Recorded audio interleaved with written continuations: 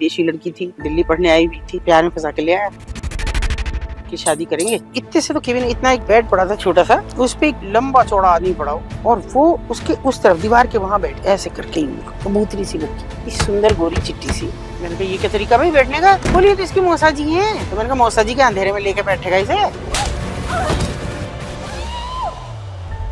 कि आपने ये जर्नी स्टार्ट कैसे करी? मुझे एक लड़की ने कहा कि आप इतने दिन से आती हो, मुझे निकाल सकती हो, मैं यहाँ से जाना चाहती हूँ। उसके बाद नहीं मुड़ के देखा, फिर नहीं। एक इंसिडेंट देख रही थी, 1 महीने की बच्ची का सौदा हो रहा था, हाँ। 1.5 लाख रुपए। पुलिस आपकी कोई हेल्प करती? वो तो है परमानेंट कस्टमर, जिस्म का है वो बाजार, जिंदा गोश्त का है वो बाजार, वो चेहरे का नहीं है, खूबसूरती का नहीं है। कुछ लोग तो ऐसे भी होते होंगे जो खुद से अपनी मर्जी से नहीं, कोई भी बिल्कुल भी नहीं, एक भी नहीं। मुजफ्फरनगर से मेरे पास खबर आती है कि एक लड़की है, अभी तो बिक गई है मगर बिकेगी कहीं और। आसामी लड़की थी, तब उस लड़की को निकाला। उसने फिर बताया कि मेरे गंगूबाई कितनी हद तक सही बनी हुई है। जिस तरह से आलिया भट्ट उसमें चली है, मैं सैल्यूट करती हूँ संजय लीला भंसाली को कि उन्होंने ऐसे रिसर्च किया उस पे कि वो इसी तरह चलती। भिखारी देखते रहते हैं रोड्स पे। और इससे बड़ा सच बताती हूँ मैं तुम्हारे कैमरे के सामने। जैसे हम गए तो एक ट्रक पलटा कूड़े का, तो बच्चा एक खाना खा रहा है, सीधा कूड़े में घुसा, सिर्फ मुंह बच रहा था, पूरा घुस गया और उसमें से कुछ कुछ निकालने लगा जो भी उसे मिला। इस बीच सुअर आता है और वो उसका चावल खाने लगा, तो उसने देखा सुअर मेरे चावल खा रहा है। वहाँ से बहुत जल्दी ऐसे करा उसने, ये यूं रगड़ा और वो आके जल्दी जल्दी चावल खाने लगा। मैं अंदर तक दहल गई, ये भूख है या कुछ और।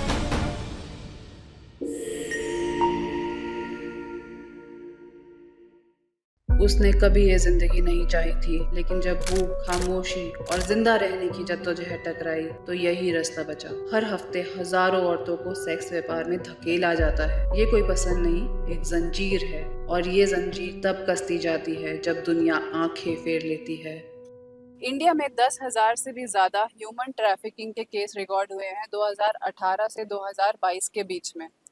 छोटी नाबालिग बच्चियों को गांव से, छोटे कस्बों से उठाकर ले आया जाता है ज़बरदस्ती, उनके परमिशन के बगैर, और बेचा जाता है बड़े बड़े शहरों में। उनका इस्तेमाल किया जाता है, उनकी जिस्म की नुमाइश की जाती है और यहाँ तक कि उन्हें ऐसे दलदल में फेंक दिया जाता है जहाँ से फिर बाहर आना बहुत ही मुश्किल है। आज हमारे साथ जो भविष्यवाणी पे गेस्ट मौजूद हैं, वो इन्हीं ह्यूमन ट्रैफिकिंग के शिकार हुई लड़कियों को रेस्क्यू कर रही हैं। पिछले 30 साल से उन्हें नई जिंदगी दे रही हैं। तो स्वागत करते हैं अतुल जी का भविष्यवाणी पे। स्वागत है मैम आपका। Thank you. जब आपके बारे में मैंने पढ़ा तो मुझे काफ़ी प्राउड फील हुआ कि इंडिया में कोई ऐसा इंसान है जो इन लोगों के बारे में भी सोच रहा है। तो जब पहली आपने लड़की रेस्क्यू करी थी तब वो क्या फीलिंग थी, कैसा महसूस हुआ था? देखो, एक लड़की ने मुझे पता ही नहीं था मैं कैसे रेस्क्यू करूंगी। रेस्क्यू शब्द ही नहीं पता था। हाँ। मुझे एक लड़की ने कहा कि आप इतने दिन से आती हो, मुझे निकाल सकती हो? अच्छा। मैं यहाँ से जाना चाहती हूँ। ओके। तो चली जाओ। हाँ। बोल नहीं, ये नहीं जाने देंगे। अच्छा। फिर मैंने कहा कैसे? कि बोली ये मुझ पर भरोसा करती है। अब मुझे यहाँ 13 साल हो गए, तो मुझे, मैंने कहा तो फिर, बोली फिर मुझे अब ऐसा करो कि मेरी बेटी इनके कब्जे में, मुझे रात के लिए अपना एक कस्टमर भेजो और मुझे रात के लिए ले जाओ, लेकिन शर्त ये है रात भर में मेरी बेटी आ जानी चाहिए और बेटी सुबह 6 बजे तक। अच्छा। और उसके बाद अगर आई तो मैं रुकूंगी नहीं, उसके बाद आए ना आए मैं रुकूंगी, मेरी बेटी को खतरा हो जाएगा। बड़ा कठिन काम था। हमने कहा 2 दिन दो, तमाम एडमिनिस्ट्रेशन से बात करेंगे, डीएम से करेंगे, किसी से तो करेंगे, मोबाइल के ज़माने नहीं थे, कैसे होगा? तो खैर हमने तत्कालीन जिलाधिकारी महोदय से रिक्वेस्ट की कि भई आप हमारी थोड़ी सी मदद करें। तो उन्होंने कहा देखिए कोई समझ नहीं आ रहा, भई आप प्रॉपर एड्रेस भी नहीं दे रही हैं। मैंने कहा सर आप तो ज़िले के मालिक हैं, वहाँ के ज़िले के मालिक से बात करिए और पता करिए कि इनकी तो बस्तियाँ अलग हैं, उनमें आप जाके देख सकते। 2-3 सालों में इतना समझ गई थी कि इनकी बस्ती हैं, ये राजस्थानी हैं और नटकंजर, बेड़िए और इस तरह की जातियों से हैं, इसलिए इनको आसान होगा ट्रेस करना। खैर उन्होंने 1-2 दिन के बाद कहा कि भाई ये पता लग रहा है, और मैंने कहा बहुत साइलेंट मोड पे करना है, अगर जरा भी खुल गई कि लड़की को ट्रेस किया जा रहा है तो फिर कुछ नहीं होगा, लड़की को खतरा हो जाएगा। तो हुआ सब चीज़ें मैनेज हो गई और उन्होंने कहा आज निकाल लो, आज आप अपना बंदा भेज सकती हो। हमने भेजा और लड़की आ गई और वो रात ऐसी गुजरी, इतनी कठिन रात मुझे किसी रेस्क्यू में नहीं गुजरी। मतलब हम लोग पूरी रात से सांस की आवाज़ आ रही थी एक दूसरे की, बैठे थे हम, डीएम साहब भी बैठे, सब बैठे, कोई रुका नहीं। और बाई रोड बंदा भेजा हुआ था, सरकारी आदमी गया हुआ था, वहाँ के जिलाधिकारी को खबर थी, सब चीज़ थी और लड़की उन्होंने ले ली कब्जे में सूचनार्थ। आ भी गई कि मेरी लड़की ले ली है। उनके पास ही वायरलेस आ गया है, जो भी कुछ उनका संदेश आया होगा जिस भी तरह से। लेकिन सुबह 6 बजते ही लड़की ने जो है बवाल काट दी, मैं वापस जाऊँगी, मेरी बच्ची नहीं आ रही, मेरी बच्ची नहीं आई, मैं वापस जाऊँगी। तो उन्होंने कहा और 5 मिनट रुको, और 5। इस बीच तुरंत मैसेज आता है कि वहाँ पे खूब बहुत हंगामा हो रहा है। वो सारी औरतें इकट्ठा होकर थानों में पहुंच गई हैं कि भाई मेरी लड़की का अपहरण कर लिया है और मेरी लड़की बुला। और चूंकि उनका सब पता वता लिखा गया था, जो सज्जन लाए थे, तो उनके खिलाफ मुकदमा लिखा रहे। उन्होंने हमें आश्वस्त किया उसकी चिंता मत करो, तो हम पे है ना, वो छोड़ो, बाकी हम देख रहे हैं। खैर 7 बजे तक बच्ची आ गई। अच्छा। और वो पल ऐसा था कि अविस्मरणीय मेरी जिंदगी का, ये वो माँ बेटी का मिलन। और मुझे ऐसा लगा कि जैसे मेरी बेटी कहीं बिछड़ गई थी और मैं अपने सीने से लगाया, मुझे लगा कि जैसे मेरी बच्ची है। और मैं मतलब मुझे समझ ही नहीं आ रहा था कि मैं अब कैसे रिएक्ट करूं। बस मैंने हाथ पकड़ाया, मैंने कहा कि ये सर क्या करना है। बोले कोई नहीं, नारी निकेतन जाएगी, आप सुरक्षा के लिए चिंतित ना हो। लड़की नारी निकेतन चली गई, उसकी शादी हुई है, उसको रोक के, अब तो उसकी बेटी की भी होगी, उसके भी बच्चे हैं, संपर्क में हूँ मैं। कुछ लोग तो ऐसे भी होते होंगे ना इसमें कि जो खुद से अपनी मर्जी से नहीं, कोई भी बिल्कुल भी नहीं, एक भी नहीं है मर्जी से। कौन? जो राजस्थानी समुदाय के हैं, जिनके मात्र सत्तात्मक परिवार हैं, जिनकी नानी, दादी, माँ और वो खुद से पहचानी जाती है, अच्छा। पिता, दादा या किसी और से नहीं। वहाँ मर्द जैसा कोई रिश्ता नहीं है। आदमियों को शराब पीनी है, ताश खेलने हैं और औरतों की कमाई पे जीना है। लेकिन एक अच्छी बात यह है कि उनकी लड़कियां भी जो करना चाहेंगी, धंधे में आना चाहेंगी, वो आए, जो नहीं आना चाहती वो ना आए। वो चाहे तो शादी कर सकती हैं, उनकी बहुएं इस धंधे में नहीं आएंगी, वो इतना बड़ा घूंघट निकाल के रहेंगी। तो वो एक था। लेकिन मैं इसके लिए अपने को भी दोष देती हूँ कि मेरे शहर में तो आमद तब बढ़ी जब हमने उनको समझा दिया कि अपने बच्चों को पढ़ाओ, इस गलीज जिंदगी से निकाल लो। लेकिन फिर बहुत नरपिशाच पड़े हैं दुनिया में, जिन्होंने अपनी बहन बेटियों को लाके बेचना शुरू कर दिया, ट्रैफिकिंग का शिकार होना शुरू कर दिया। और एक्चुअल में ट्रैफिकिंग अब शुरू हुई। अभी तक तो वो उनकी थी जिनकी मात्र सत्तात्मक परिवार था और उनका काम ये था। वो बेड़नी थी, नटनी थी, कंजरी थी, जिनका पेशा ये था। लेकिन अब जो आई तो वो तो हमारे और आपकी बेटियां थी। अभी मैं ना इंस्टाग्राम ऐसे ही देखते रहते हैं हम, एक इंसिडेंट देख रही थी। 1 महीने की बच्ची का सौदा हो रहा था, 1 महीने की 1 महीने बच्ची की बच्ची के का सौदा हो 5 रहा लाख। था कि आप देखो बड़े होके ये अच्छी हाँ हो जाएगी, हाँ अभी से आप ले जाओ हाँ, 1 लाख 1.5 लाख रुपए में। लाख 1.5 लाख बताइए। 1 महीने की हाँ बच्ची जी, बेच देते हैं यहाँ पे। फिर बताइए आप। तो और हम देखिए, हम एक तरफ कहते हैं, जब जब लोग ये कहते हैं ना, सरकार भी दावे करती है, जगह जगह स्लोगन लिखे रहते हैं, बेटी बचाओ बेटी पढ़ाओ। कौन सी बेटी पढ़ने के बाद भी बच रही है? 2.5 साल की बच्ची को कैसे बचाने की बात कर रहे हैं आप? 2.5 साल की बच्ची के साथ रेप होता है, 9 महीने की बच्ची के साथ रेप होता है, 3 महीने की बच्ची के साथ अभी रेप हुआ है। क्या उसको बचा सकते हैं? उस नराधमी को कहिए ना, इनसे कैसे दूरी बनाई जाए, ये कैसे सुधारे जाए। हम घर में लड़कियों को कहते हैं, बेटा सिर नीचा करके चलना, दूसरों को मत देखना, और कोई तुम्हें कुछ कह दिया तो निकल जाओ। बेटों को नहीं कहते। एक समय था, आज तक हमें याद है, कि हमारे भाइयों को या औरों को कहा जाता, बेटा सबकी अपनी बहन बेटी हूँ, है ना। और गांव में ये आज भी है कि बहन है सबकी, भाई है हमारे। मैं तो मेरे मेरे बच्चे मेरी मजाक उड़ाते, फोन आया और अगर मैं अपनी मतलब जो हमारी ठेठ भाषा है हमारे गांव की, मैं अगर वो बोलने लगी तो मेरे बच्चे समझ जाते हैं कि मम्मी के किसी भाई का है, और ये नहीं पता कौन भाई है, क्योंकि मेरे गांव का है। वो किसी भी बिरादरी से हो, कोई फर्क नहीं पड़ता, मेरा भाई। तो अभी ये शहर में नहीं है संस्कृति। आपके तो पड़ोस के फ्लैट में कोई रहना है तो वो भाई नहीं है आपका। तो 2 फ्लैट छोड़ के कैसे हो जाएगा, 2 घर छोड़ के कैसे आ जाएगा। तो जो संस्कृति, फ्लैट संस्कृति में हम आए, तैसे ही हमारा रिश्ता। बात ये नहीं कि भाई बहन होने से ही सुरक्षित हैं, बात यह है कि रिश्ते की गरिमा बनाने से सुरक्षित है। अभी हम उस नजर से देखते नहीं। आपने ये जर्नी स्टार्ट कैसे करी, कैसे आप इस फील्ड में आए? देखिए, अगर मैं इसको ऐसे कोरिलेट करके चलूं, ये जर्नी स्टार्ट नहीं हुई, और बिल्कुल उसी तरह से कि जैसे वो लड़कियां जो वहां पे जिनका आपने जिक्र किया, उनकी कोई जर्नी नहीं होती वहां तक आने की। और सच बात तो यह है कि मेरी भी कोई जर्नी नहीं थी वहां तक जाने की। जिस तरह से वो एक धोखे का शिकार होके और मैं किसी के प्रति अपराध बोध को से मुक्त होने के लिए वहां चली गई, वो जर्नी थी ही नहीं। वो तो केवल ये था कि मैं खोज लूं किसी को जिसका मैंने जो जीवन संवार सकती थी, और मैं नहीं संवार पाई कम उम्र की वजह से। और बेसिकली हम लोग गांव से हैं, देहात से हैं, तो वो पृष्ठभूमि होने के कारण भी मैं उसका जीवन नहीं संवार सकी। तो उसको ढूंढने के लिए जब बरसों बीत गए, बहुत बरस बीत गए, और वो मन में एक फांस रही कि मैं उसको उस वक्त बचा सकती थी और मैं नहीं बचा पाई, तो उसको ढूंढने के लिए मैं गई। और इतना कठिन था वो काम, क्योंकि मेरा मायका जस्ट बराबर में एक आड़ी सड़क का दूरी थी और ससुराल भी इसी शहर में। तो वो इतना मुश्किल था कि कैसे मुझे कोई जाने देगा या नहीं जाने देगा। लेकिन जब मैंने फैमिली से कहा कि मुझे तो केवल उसे ढूंढना है, कोई काम करने की तो बात ही नहीं थी। कोई एनजीओ नहीं था, कोई मैं जानती भी नहीं थी, इतनी कम उम्र थी कि एनजीओ क्या है। जी। और अगर आप 31 साल पहले सोचें तो एनजीओ का मतलब कोई स्कूल, कोई धर्मशाला, कोई मंदिर, इनका ट्रस्ट, बस इतना एनजीओ का मतलब था। या फिर कहीं बड़े रहते होंगे बड़े शहरों में एनजीओ। हमारे जैसे कस्बाई मानसिकता के शहर में ये सब नहीं थे। तो बस उसको ढूंढने के लिए मैंने वहाँ जाने की एक परमिशन मांगी। तो यूं ही सबने मजे मजे में कह दिया कि अरे वहाँ जाओगी, वहाँ तुम्हें धक्के मार के गिरा देंगे जरा सीधे, चले जाओ। सोचा ही नहीं था किसी ने मैं चली जाऊंगी, लेकिन मैं चली गई। अच्छा। और अगर मैं पहले दिन का इंसिडेंट आपको बताऊं, तो जब मैं एक बहुत हिम्मत की, मैंने पूरा घूमती रही ऐसे जैसे सामान ले रही हूँ, क्योंकि उसी बाजार से जाना था। अब से पहले कभी डर नहीं लगा था, उसी बाजार से सामान लेना था, उसी बाजार से गुजरना था। लेकिन उस दिन अजीब घबराहट सी थी कि आज मैं ऊपर कैसे चढ़ूंगी। तो मैं यूं ही जा रही, कभी इधर जाऊं कभी जाऊं, और जैसे ही मैं एक कमरे पे चढ़ने को हुई, तैसे ही मुझे एक रिक्शे वाला दिखाई दिया।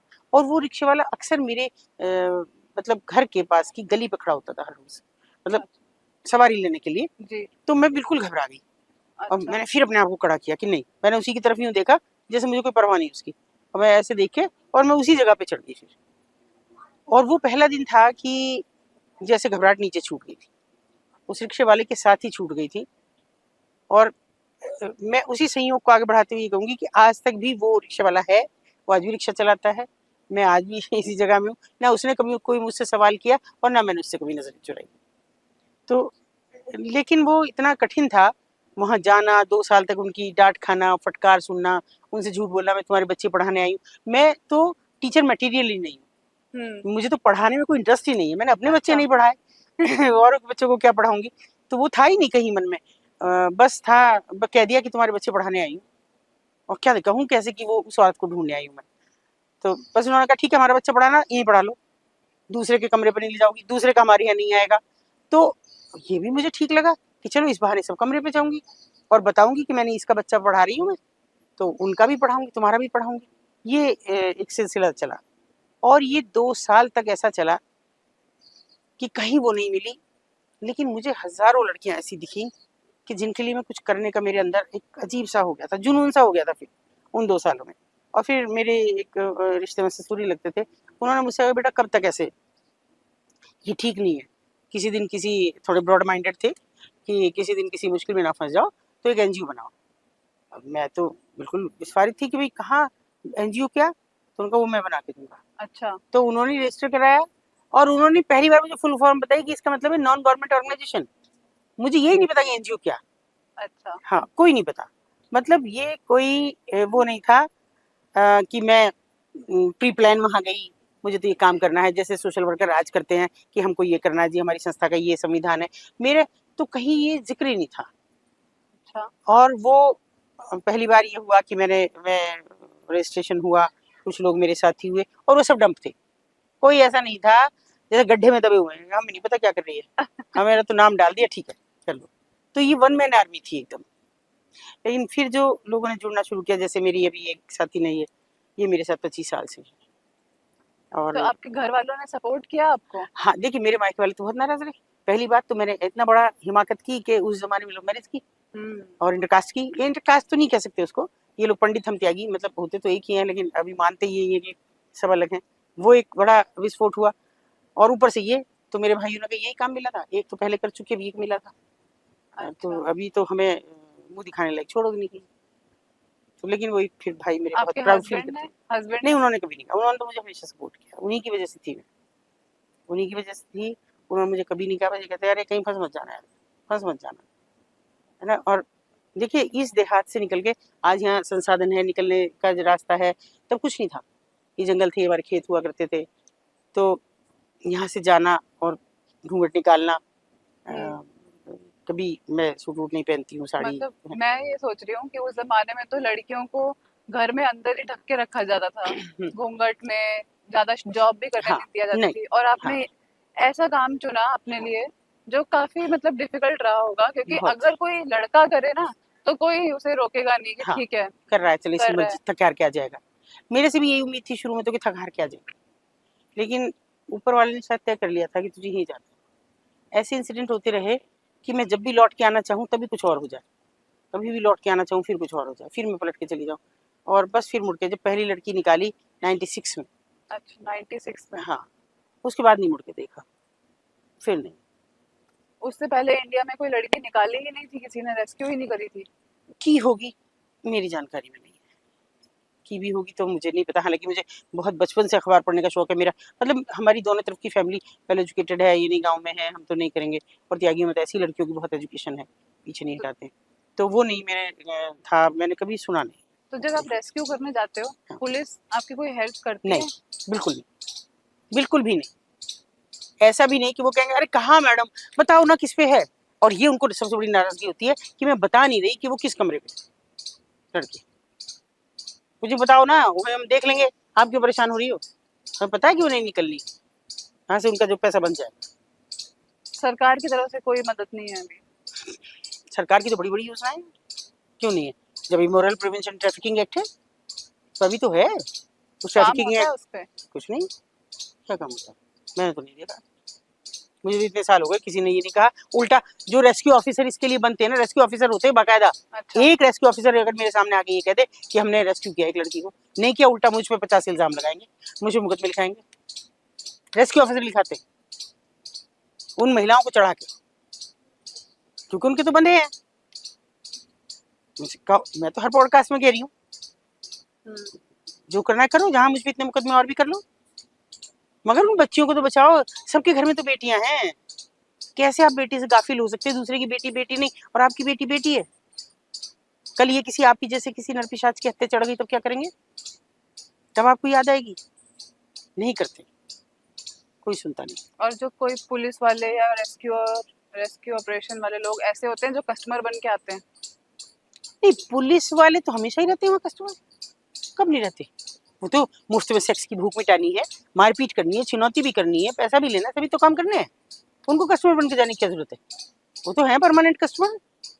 जिसको अच्छी लड़की दिखे, कोई बच्चा दिखे तो पहली बार ले लेगा पुलिस वाला, कौन मनाइए उसको, वो नहीं है, वो तो आप देखिए, दो मेरा थाना, मेरा जो एरिया था रेड लाइट एरिया, वो दो थानों में, इधर इधर दो थानों के दो दो कांस्टेबल की बीट्स होती है, तुम इधर का देखोगे, तुम इधर का क्या देखोगे भाई, मैंने बहुत बार पूछा भाई क्या देखते हो तुम यहाँ, ये कि कब कस्टमर किस पे कितना आया, और फिर उससे 10 रुपए, बहुत छोटी सी रकम है, 10 रुपए एक कस्टमर से आप ले रहे हैं, 10 एक ने लिए, 10 एक ने लिए, एक कस्टमर उधर गए, अगर दिन भर में 50 कस्टमर एक जगह चले गए, या हम कह रहे सारे कमरों पे चले गए, सारे कमरों पे आपको 100 कस्टमर चले गए, ज्यादा भी नहीं गए, आपके तो 1000 रुपए ऐसे ही बन गए दिन भर में, बिना कुछ किया आपने तो कमा लिया। तो बीट बदलती है भाई, लड़ाई होती है कि 8 दिन रह गए आप तो भाई उस बीट पे, अब मैं दूसरी जगह, अब दूसरे पे जाओ तुम, अच्छा। हाँ कमा लिया तुमने जितना कमाना था इस महीने का, 1,50,000 रुपए तुमने कमा लिया, तुम जाओ, मेरा नंबर है।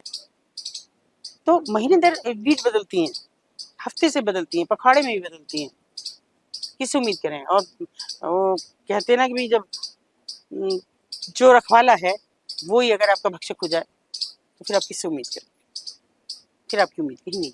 पुलिस वाले तो हमेशा ही कस्टमर रहते हैं। हाँ और जो अच्छी लगती है हाँ। वो उसको ले जाते हैं। हम्म।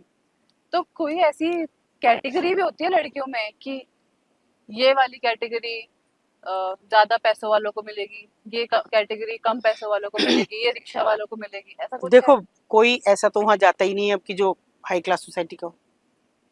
अभी तो मनोरंजन के साधन आपको बहुत सी चीजें परोस रही हैं, ओटीटी पे आप कुछ भी देख लो, वहाँ कौन जाएगा, है ना। और वहाँ तो वो ये रिक्शे वाले, ठेले वाले, वेंडर, आपके पेंटर और मजदूरी करने वाले, जिनका शरीर महक रहा हो गंदगी से और हाथ पैर धुले भी नहीं, और चले गए उन्हें 250 रुपये देने, और कुछ भी जाती करनी, 250 रुपए देने हैं बस? बस बहुत बड़ी रकम है, हाँ इससे ज्यादा नहीं।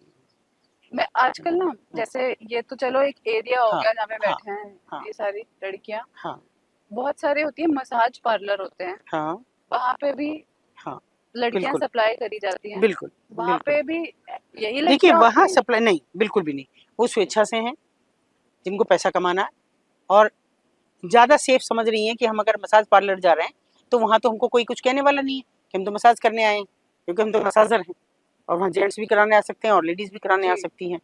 तो मसाज पार्लर हैं, स्पा सेंटर हैं, तो ये क्यों जाएंगी? वो तो लड़कियां ही जाती हैं, वो जो जिनको पैसा चाहिए, जिनको 1.5-2 लाख के फ़ोन चाहिए, जिनके पेरेंट्स अफोर्ड नहीं कर सकते, और वो इस ज़िले से उस ज़िले में जाके पढ़ाई कर रही हैं सो कॉल्ड। माँ बाप पूछ नहीं रहे, पैसा दे दिया तो उनकी तो कर्तव्य की तीसरी हो गई। पता तो कर लो बच्चा कर क्या रहा है। आज के ज़माने में नहीं कर रहे, उसे ऑकवर्ड माना जाता है उन माँ बाप को, कि अगर आपके फ़ोन में झांक लिए तो गलत हो गया, आपका फ़ोन देख लिया तो गलत हो गया। आपने कोई ऐसी लड़की देखी है जो अच्छी खासी पढ़ी लिखी हो और फिर भी इस धंधे में उसे घसीटा गया हो? बहुत पढ़ी लिखी लड़कियां पढ़ी जैसे लिखी लड़की। 12वीं पास, कॉलेज हाँ, पास। 12वीं नहीं, मैंने कॉलेज में पढ़ने वाली लड़की, जिसको यहाँ जबरन लाया गया। विदेशी लड़की थी, दिल्ली पढ़ने आई हुई थी, और प्यार में फंसा के ले आया। अच्छा। हाँ, कि शादी करेंगे, अभी तो मैं घर वालों से मिलवा दूँ तुम्हें, और बाद में आके दोबारा ले जाऊंगा, शादी करेंगे। तो और वो लड़की एक बार आगे वापस बाहर नहीं निकल सकती? ऐसा कौन रोकता है उन्हें? कौन नहीं है, कौन नहीं, उनके मुस्टंडे हैं, वो खुद हैं, अच्छा। कैसे निकल जाएंगे? भाई कैसे निकलेंगी? एक एक जीना है इतना सा चढ़ने वाला, एक इधर कमरा है, मतलब जो भी ब्रोथल है, एक ब्रोथल इधर है, वो जीना बंद हो गया तो उसके बाद आप कहाँ जाएंगे? मतलब जैसे कोई चाय कॉफी बाहर बिल्कुल जाती ही नहीं है वो लड़कियां कभी भी, हमेशा एक कमरे में ही रहती हैं, उसी में वहीं पे खाना, वहीं पे वहीं सब। सब कुछ वहीं है, कहीं नहीं जाना है, बनाना भी नहीं है, सब आ जाएगा बाहर से। जैसा जो तुम्हारी कमाई का हो, तुम्हारे बस की 10 रुपए का खाना हो 10 रुपए का ले आओ, 20 का खाना हो 20 का ले आओ, ऊपर से आवाज लगा दो ले आओ, या बहादुर हैं, मतलब जो भी नेपाली लड़के पाल रखे हैं कि ले आओ, चाय ले आओ, कॉफी ले आओ, कुछ भी ले आओ, वो ला देगा, खा लो पी लो, बस इतना भर। जैसे ये मैं सब ना कुछ। मूवी देख रही थी गंगूबाई, हाँ जी, उसमें आपने देखी है वो कितनी हद तक सही बनी हुई है? क्या ऐसा ही होता है? 90%। 90% मैंने सही है। पहली बार ये देखा कि वो जो स्टाइल था ना उनके चलने का, देखिए आप किन्नर का स्टाइल जानते हैं कि देख के बता देंगे ये किन्नर है, और मैं उन औरतों को देख के बता दूंगी कि ये, अच्छा। जिस तरह से आलिया भट्ट उसमें चली है, जो उसको चाल, मैं सैल्यूट करती हूँ संजय लीला भंसाली को, कि उन्होंने ऐसे रिसर्च किया उस पर कि वो इसी तरह चलती है, मुझे पूरा झूम के चलना है ऐसे करके। और ये दुपट्टे, जैसे देखो मेरा पल्लू है, मैं अगर इसे सिर पे लूंगी तो ये नीचे तक आएगा, ऐसे जहां मैं पकड़ सकूं यूं, क्योंकि मुझे बाहर निकलना है, और वो यहाँ तक है, उसको या तो पीछे डाल लिया या वो यूं पड़ा है, और ज्यादातर वो पीछे पड़ा है, और फिर वो ऐसे चले वही। और जो मालकिन है वो ज्यादातर सफेद कपड़े, अच्छा, ज्यादातर।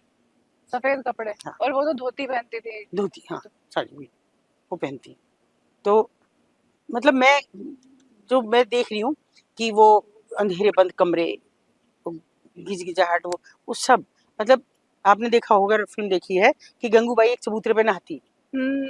और वो शांतनु आता है, वो ऐसा चबूतरा हर कमरे में मिलेगा। अच्छा। नहाने के लिए बाथरूम नहीं है, वही मिलेगा, पर्दा खींच दिया आप नहा लिए, और फिर हटा दीजिए, वहीं वो जो कस्टमर आएगा वो पेशाब भी वहीं करके जाएगा, वो यूज्ड कंडोम भी वहीं फेंक के जाएगा, और आपको बैठ के रोटी भी वहीं खानी है, वही एकमात्र जगह आपके पास बीमारियां नहीं फैलती ऐसे? है। बहुत बीमारियां भी होती हैं, जाती हैं, अब तो इतना जागरूक हमने कर दिया था कि आप जाइए हर महीने अपना चेकअप कराइए। देखिए HIV पॉजिटिव से तो काफी हद तक बची हैं, क्योंकि प्रोटेक्शन लेती हैं, और इतना लंबा समय हमने गुजारा है तो और बहुत ज्यादा से। प्रोटेक्शन लेने के लिए जो आदमी लोग आते हैं वो तैयार रहते हैं? तो फिर मना कर, मालकिन ही मना कर देती है कि नहीं मुझे अपने यहाँ वो नहीं चाहिए। अच्छा, मालकिन मना कर देती है? हाँ, क्योंकि गंगूबाई में दिखाया है कि वो तो जानबूझ के ना, उसके बदला लेने के नहीं, लिए। वो तो कोई पर्टिकुलर हो गया, पर्टिकुलर किसी के साथ उन्होंने दिखा दिया, क्योंकि उन्हें एक स्टोरी दिखानी थी, तो उन्होंने एक पर्टिकुलर को बना दिया। लेकिन जब इस तरह की बात है कि पूरा कोठा उससे प्रभावित हो सकता है, वो आज तुम्हें देगा, कल किसी और को देगा, अगर प्रोटेक्शन नहीं लिया दूसरा भी आके कहेगा कि मैं ही क्यों लूं, जब ऐसा नहीं हुआ। तो अब तो लड़कियों को ही साफ हिदायत है कि आप कोई मना करे, भगा दो। लेकिन प्रोटेक्शन भी 90% सेफ होता है, फिर भी किसी का बच्चा हो गया फिर? नहीं, बच्चा तो होने देते हैं, अच्छा, नहीं बच्चा। नहीं, बच्चा तो पहली बार में होने ही देते हैं, बच्चा नहीं होगा, देखिए माँ तो माँ है, मैं हूँ, आप हूँ, वो हूँ, माँ है, माँ से बड़ी और कोई चीज नहीं है। तो वो तो पहली बार में तो प्रिकॉशन का मतलब ही नहीं है, सावधानी ना बरतें ताकि बच्चा हो जाए। अगर बच्चा हुआ लड़की कुछ तो भी हो, लड़का या लड़की, तो भी इसी धंधे में रहता है? देखिए एक समय तो यही था कि इसी में लड़के दलाल बन गए, लड़कियां इसी में ही आ गई, लेकिन अभी नहीं, अब वो अपने बच्चे पढ़ा रही हैं। मगर इन लड़कियों की जो बाहर से लाई जा रही है, इनका जो बच्चा उन्हें दिया जाता है, ये इसलिए दिया जाता है कि ये उनकी जो है एक ग्रिप है। बच्चा आपने छीन लिया, 1-1.5 महीने तक आपके पास रहा, उसके बाद छीन लिया, अभी नहीं, अब बच्चा आपका नहीं रही है, जब तक बच्चा मिलता रहेगा, 200 रुपए दो, मिल लो अच्छा। बच्चे से, मैंने जितनी लड़कियां निकाली हैं, अगर उनका बच्चा था तो उन्होंने विद्रोह नीचे उतरते ही किया कि पहले बच्चा चाहिए। अच्छा, हाँ, मुझे बच्चा दो, नहीं तो वापस जाऊंगी। आप जैसे बता रहे हैं कि मुशटंडे खड़े होते हैं, उनको नीचे नहीं आने देते। नहीं, अब आपको पता कैसे चलता है कि इस बंदी को ही रेस्क्यू करना है? वो एक लंबा प्रोसेस होता है, वो 1-2 दिन का नहीं होता। 1-2 अच्छा, दिन का होता ही नहीं है। मान लीजिए ये बेंच है, जैसे आप जीने से घुसेंगे, जीने के बराबर में बेंच। आपको घुसने देते हैं वो अंदर? हाँ, कब तक मना करेंगे? जब हम बेशर्म हो गए, भीड़ रहे हैं, गाली खा रहे हैं, हमारी बेटियों को बिठाने की धमकी दी जा रही है, सब कुछ हमें गंद बकी जा रही है, फिर भी बैठे हैं। नहीं, बैठे रहेंगे। तुम अपना काम करो, मना नहीं करते। लेकिन 30 सालों में इतना बदलाव आया था कि अगर मैं हूँ किसी कमरे में, तो मैं तो बैठी हूँ इधर, जीना यूं है, मेरे पीछे से आएगा जीना, सामने मालकिन बैठी है, तो पहले सिगरेट खिला देंगे, जाओ। हालांकि मैं मना नहीं करती, तो उनका रूटीन वर्क है, मैं क्यों रोकूं? तो मना कर देती कभी नहीं, जाओ। आ भी क्या, कोई जबरदस्ती मना कर रही ना है, जाओ। फिर अंत में कह भी देंगे मैडम बैठी हैं, दिख नहीं रही, लिहाज नहीं है बिल्कुल, चला जाओ। ये भी होता है। ये भी होने लगा था कि मैं उस जगह से हमेशा दुपट्टा ही बांध के निकलती हूँ, लेकिन अगर मैं ऐसे ही निकल गई कभी यूं ही हाट बाजार में, तब भी वो खिड़कियां बंद कर लेती अच्छा, है। हाँ, इतनी रिस्पेक्ट करती हैं? रिस्पेक्ट भी करती है या डरती है, मुझे नहीं मालूम वो क्या है, लेकिन इतना तो है कि इतना कर लेती है। मगर लड़की निकालने के लिए तो हमको अपनी जान हथेली पे रखनी पड़ती है कि पहले आई कांटेक्ट करें। खिड़की पे खड़ी हुई लड़कियों नहीं, के साथ? अंदर जाके। अंदर जाके? हाँ, अंदर जाके कैसे करें? मान लो ये लड़की ऐश्वर्या बैठी है, ये मुझे देखना ही नहीं चाहेगी, तो मैं कैसे इसकी आंखों में झांकूंगी? फिर भी मैं कोशिश करूंगी कि नन्ही सी भी नजर मिले तो मेरा इतना जरूर जाए कि ये इसको लगा कि मैं इसकी तरफ मुस्कुराई, चाहे आंख से मुस्कुराऊं या चेहरे से मुस्कुराऊं। और उसके बाद में अगर वो उसने दोबारा अगले दिन मैं जाऊं, 2 दिन बाद, 4 दिन बाद, या 10 दिन बीत गए और 10 दिन बाद हल्की सी उसने मेरी तरफ स्माइल पास की, तो मैं समझती हूँ कि कुछ ना कुछ तो करेगी भी लड़की, है ना? फिर मैं धीरे धीरे बात करना शुरू करती हूँ। जैसे लड़की बैठी है, मैंने देखा उसके निशान पड़े हुए बहुत ज्यादा, चोट के? हाँ, खरोच की घाव? अच्छा। ऐसे। तो मैं यूं बैठी थी, तो मैंने उससे पूछा, क्योंकि मालकिन की भी नजर बचानी है, तो उसने कहा कि ये ऐसे करके कहा उसे। तो कहना ये था कि कस्टमर ने किया, मैंने कहा मना नहीं कर सकती थी कि पैसा नहीं मिलता, फिर पेट, ये उसने कहा। मैं समझ जाती हूँ भाई, अब ये मुझसे अगर इशारे मेरे समझ रही है तो मुझसे आएगी, आज नहीं कल। मैं एक दिन, मैं अपने घर से आ रही थी, मतलब मायके से, और मुझे पता नहीं क्या लगा कि मैं चलो हो आऊं, घर बाद में जाऊंगी अपने ससुराल, पहले वहाँ जाऊँ। तो मैं थोड़ा डार्क कलर की नारंगी सी साड़ी पहनी हुई थी, और मुझे देख के कहा, अरे इतनी धूप में आप, लेकिन और इतनी डार्क साड़ी। उनके बेटा वो एक बर्थडे थी तो थोड़ा सा मुझे पहनना पड़ा। अल्लाह में तेल लगाती हूँ आपके पैर में। तेल लगाती हो? हाँ, तो मैंने कहा बेटा हमारी तो बेटियां नहीं लगाती पैरों को हाथ। तो यहाँ बैठ गई, मेरे नीचे बैठी और यहाँ मेरे सिर रख दिया। मैंने भी कुछ नहीं कहा, ऐसे रखे रख दिया, और उसके धीरे धीरे मैं हाथ फेरती हूँ। बहुत देर रोती रही, मुझे लगा कि रो रही है, पीठ हिल रही है। फिर अलग हट गई, वो बैठ गई, क्योंकि किसी की आहट हो रही थी, तो शायद मालकिन होगी या जो भी होगा। तो उसने मुझे इशारे से कहा कि कल आ। अच्छा। मैं कह दिया हाँ। फिर मैं कल नहीं गई, मैं देखना चाहती हूँ कि वो मेरा कितना इंतजार करती है। मैं 3-4 दिन बाद गई तो उसने चेहरे से मुझे ऐसे करके कहा। हम्म, तो मैंने उसे कहा कि ये तबीयत खराब थी। मैंने कहा कि वो मुंह से बोली सिर में दर्द हो रहा है। फिर जब मुझे लग जाए कि अब ये बात कर रही है, अगले दिन मैं, जैसे मैंने थोड़ा नखरा हुआ, थोड़ी सी हुई, हम छोटी छोटी पर्ची बना के रखते हैं अपने फ़ोन नंबर्स की कि इनको दे सकें। तो मैंने उसके हाथ ये करके और अपने हाथ में लेके थोड़ा देर ऐसे करके और पर्ची दे दी।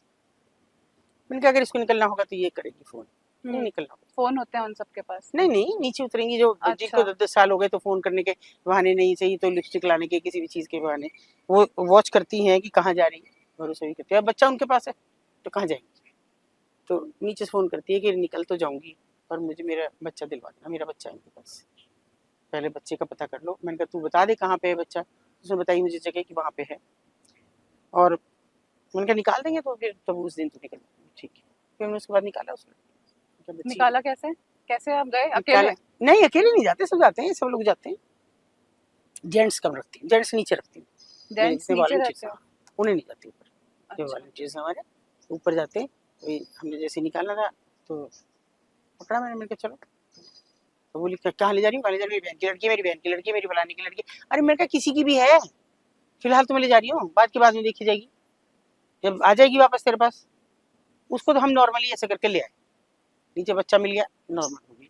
लेकिन कुछ लड़कियों का जो हमें ऐसे, जैसे नेपाली लड़की है, हाँ। उसका पूरा घर वालों का हमने पता कर लिया कौन है, भाई भी आ गया।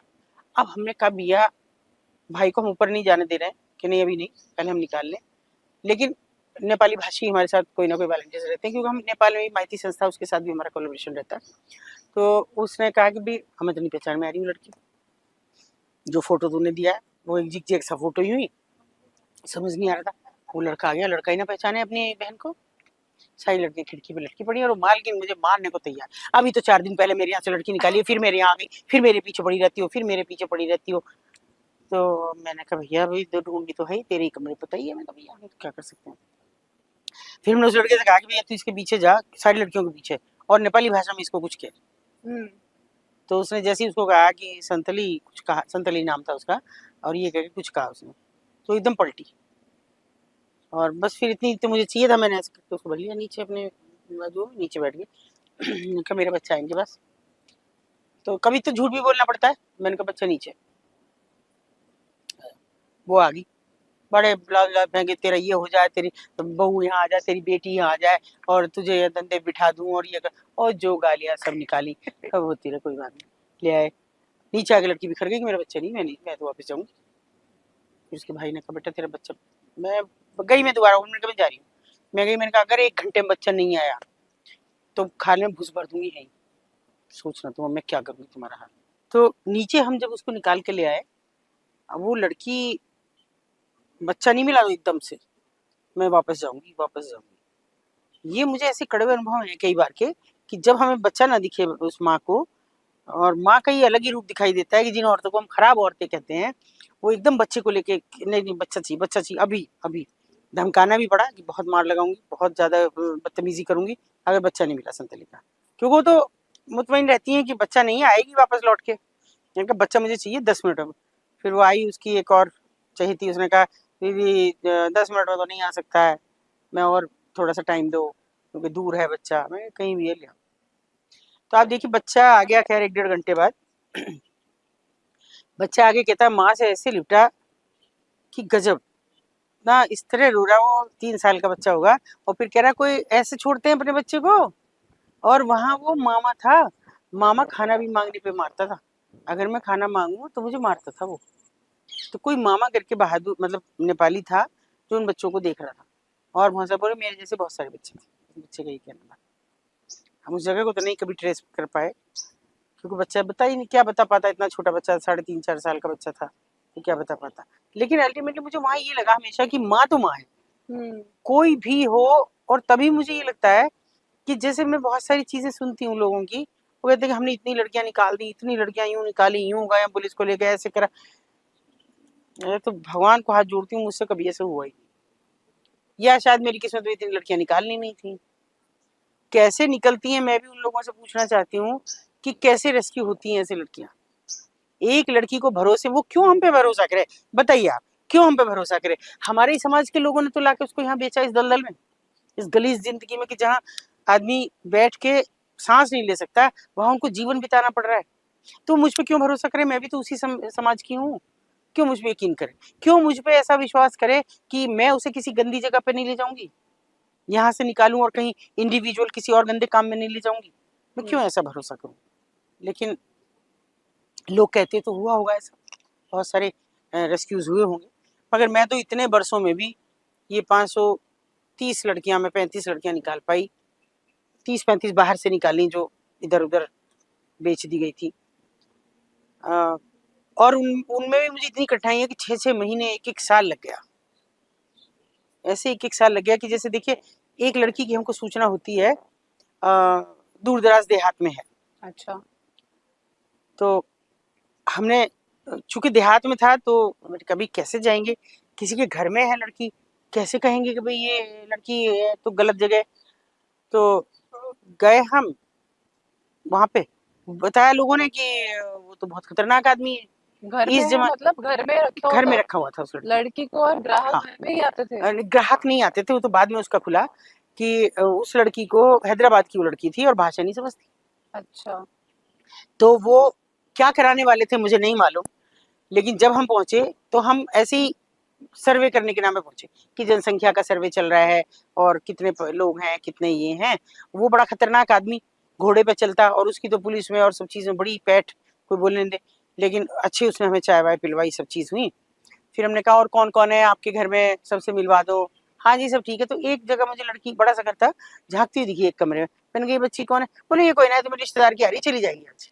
तो मैंने उसको ऐसे करा, वो मना भी करती, नहीं नहीं नहीं नहीं नहीं, वो नहीं है, वो नहीं है।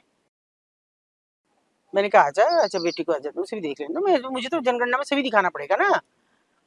तो वो आ गई, अब ना मैं उसकी भाषा ना मेरी, पर मैंने उसको कस के ऐसे गले लगाया, तो वो रोने लगी बुरी तरह और छोड़े ना मुझे ऐसे कस के। तो मैंने इन सब से कहा, ये सब थे, मैंने कहा मुझे बस केवल तुम बैक दो, मैं इसको लेके चल रही हूँ, क्योंकि उन्होंने घेर लिया हमें औरतों ने सबने। और मैं उसे लेके चलती रही, ये मेरे पीछे पीछे रहे, उससे पीछे औरतें, और मार रही हैं, कुछ जो हाथ में आ रहा है उससे मार रही हैं। लेकिन मैंने लड़की को बाहर निकलते ही, और सामने गाड़ी, मैं ड्राइवर को बोल दिया था, मैंने कहा स्टार्ट करके रख। मैंने कहा हम मिले, हम बैठे ना बैठे, जो हमारे साथ होगा वो हो जाएगा, कोई बात नहीं। और हमें पता है कि वो आदमी खतरनाक है। हमने लड़की बिठा दी, एक दो जने जो आसपास थी वो भी कूद के बैठ गई, और मैंने कहा ले जाओ सीधे थाने, हम आ जाएंगे। खैर हमारे साथ बहुत जाती हुई, बहुत जाती हुई, जैसे जो मतलब आप इमेजिन नहीं कर सकते, उतनी जाती हुई। पर फिर भी हम निकल आए, क्योंकि हमारा जो ड्राइवर था वो भी बहुत वो था, थाने पे लड़की को छोड़ दोबारा से गाड़ी लेके आया, और कद बैठ जाओ, कैसे ही बैठ जाओ। मतलब काफी चोटें वोटें लगी हमें, 3-4 लोग और भी थे। हम लड़की को लेके आ गए। अब लड़की तो हमारी भाषा ना जाने, हम उसकी भाषा ना जाने, सांवली सी लड़की। तो उसने जितना इशारे में बताया वो ये था कि रात को मैंने सुना, मैं हैदराबाद की हूँ, ये मेरा नाम है, और 2000 में लाया हूँ, 3000 दे देना। ये अच्छा। मुझे समझ आया उसकी बात से। 2 टका लाया, 3 टका दे, कैसे बोल रही, क्या कह रही पता नहीं मुझे। तो मैंने पैसे दिखाए, ये, हाँ। तो मैंने कहा ये नहीं है, उसे समझ में आई। मैंने कहा ऐसे, हाँ। और फिर उसने कहा ऐसे कि भाई 2 में लाया हूँ और 3 में।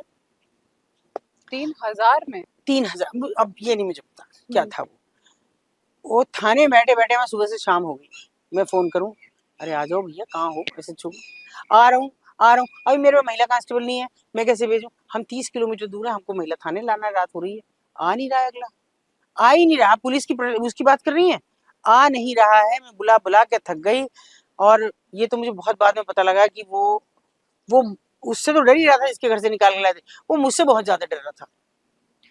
तो खैर हम तो नहीं आ रहे हो, बताओ भैया, हम तो लड़की को ले अपनी गाड़ी में बिठा के चले आए। मैंने कहा जो होगा हम पे एक मुकदमा तो लिखा जाएगा कि ले गया वो, अपहरण का तो लिखाएगा, ये अपने यहाँ दर्ज नहीं करना चाह रहा।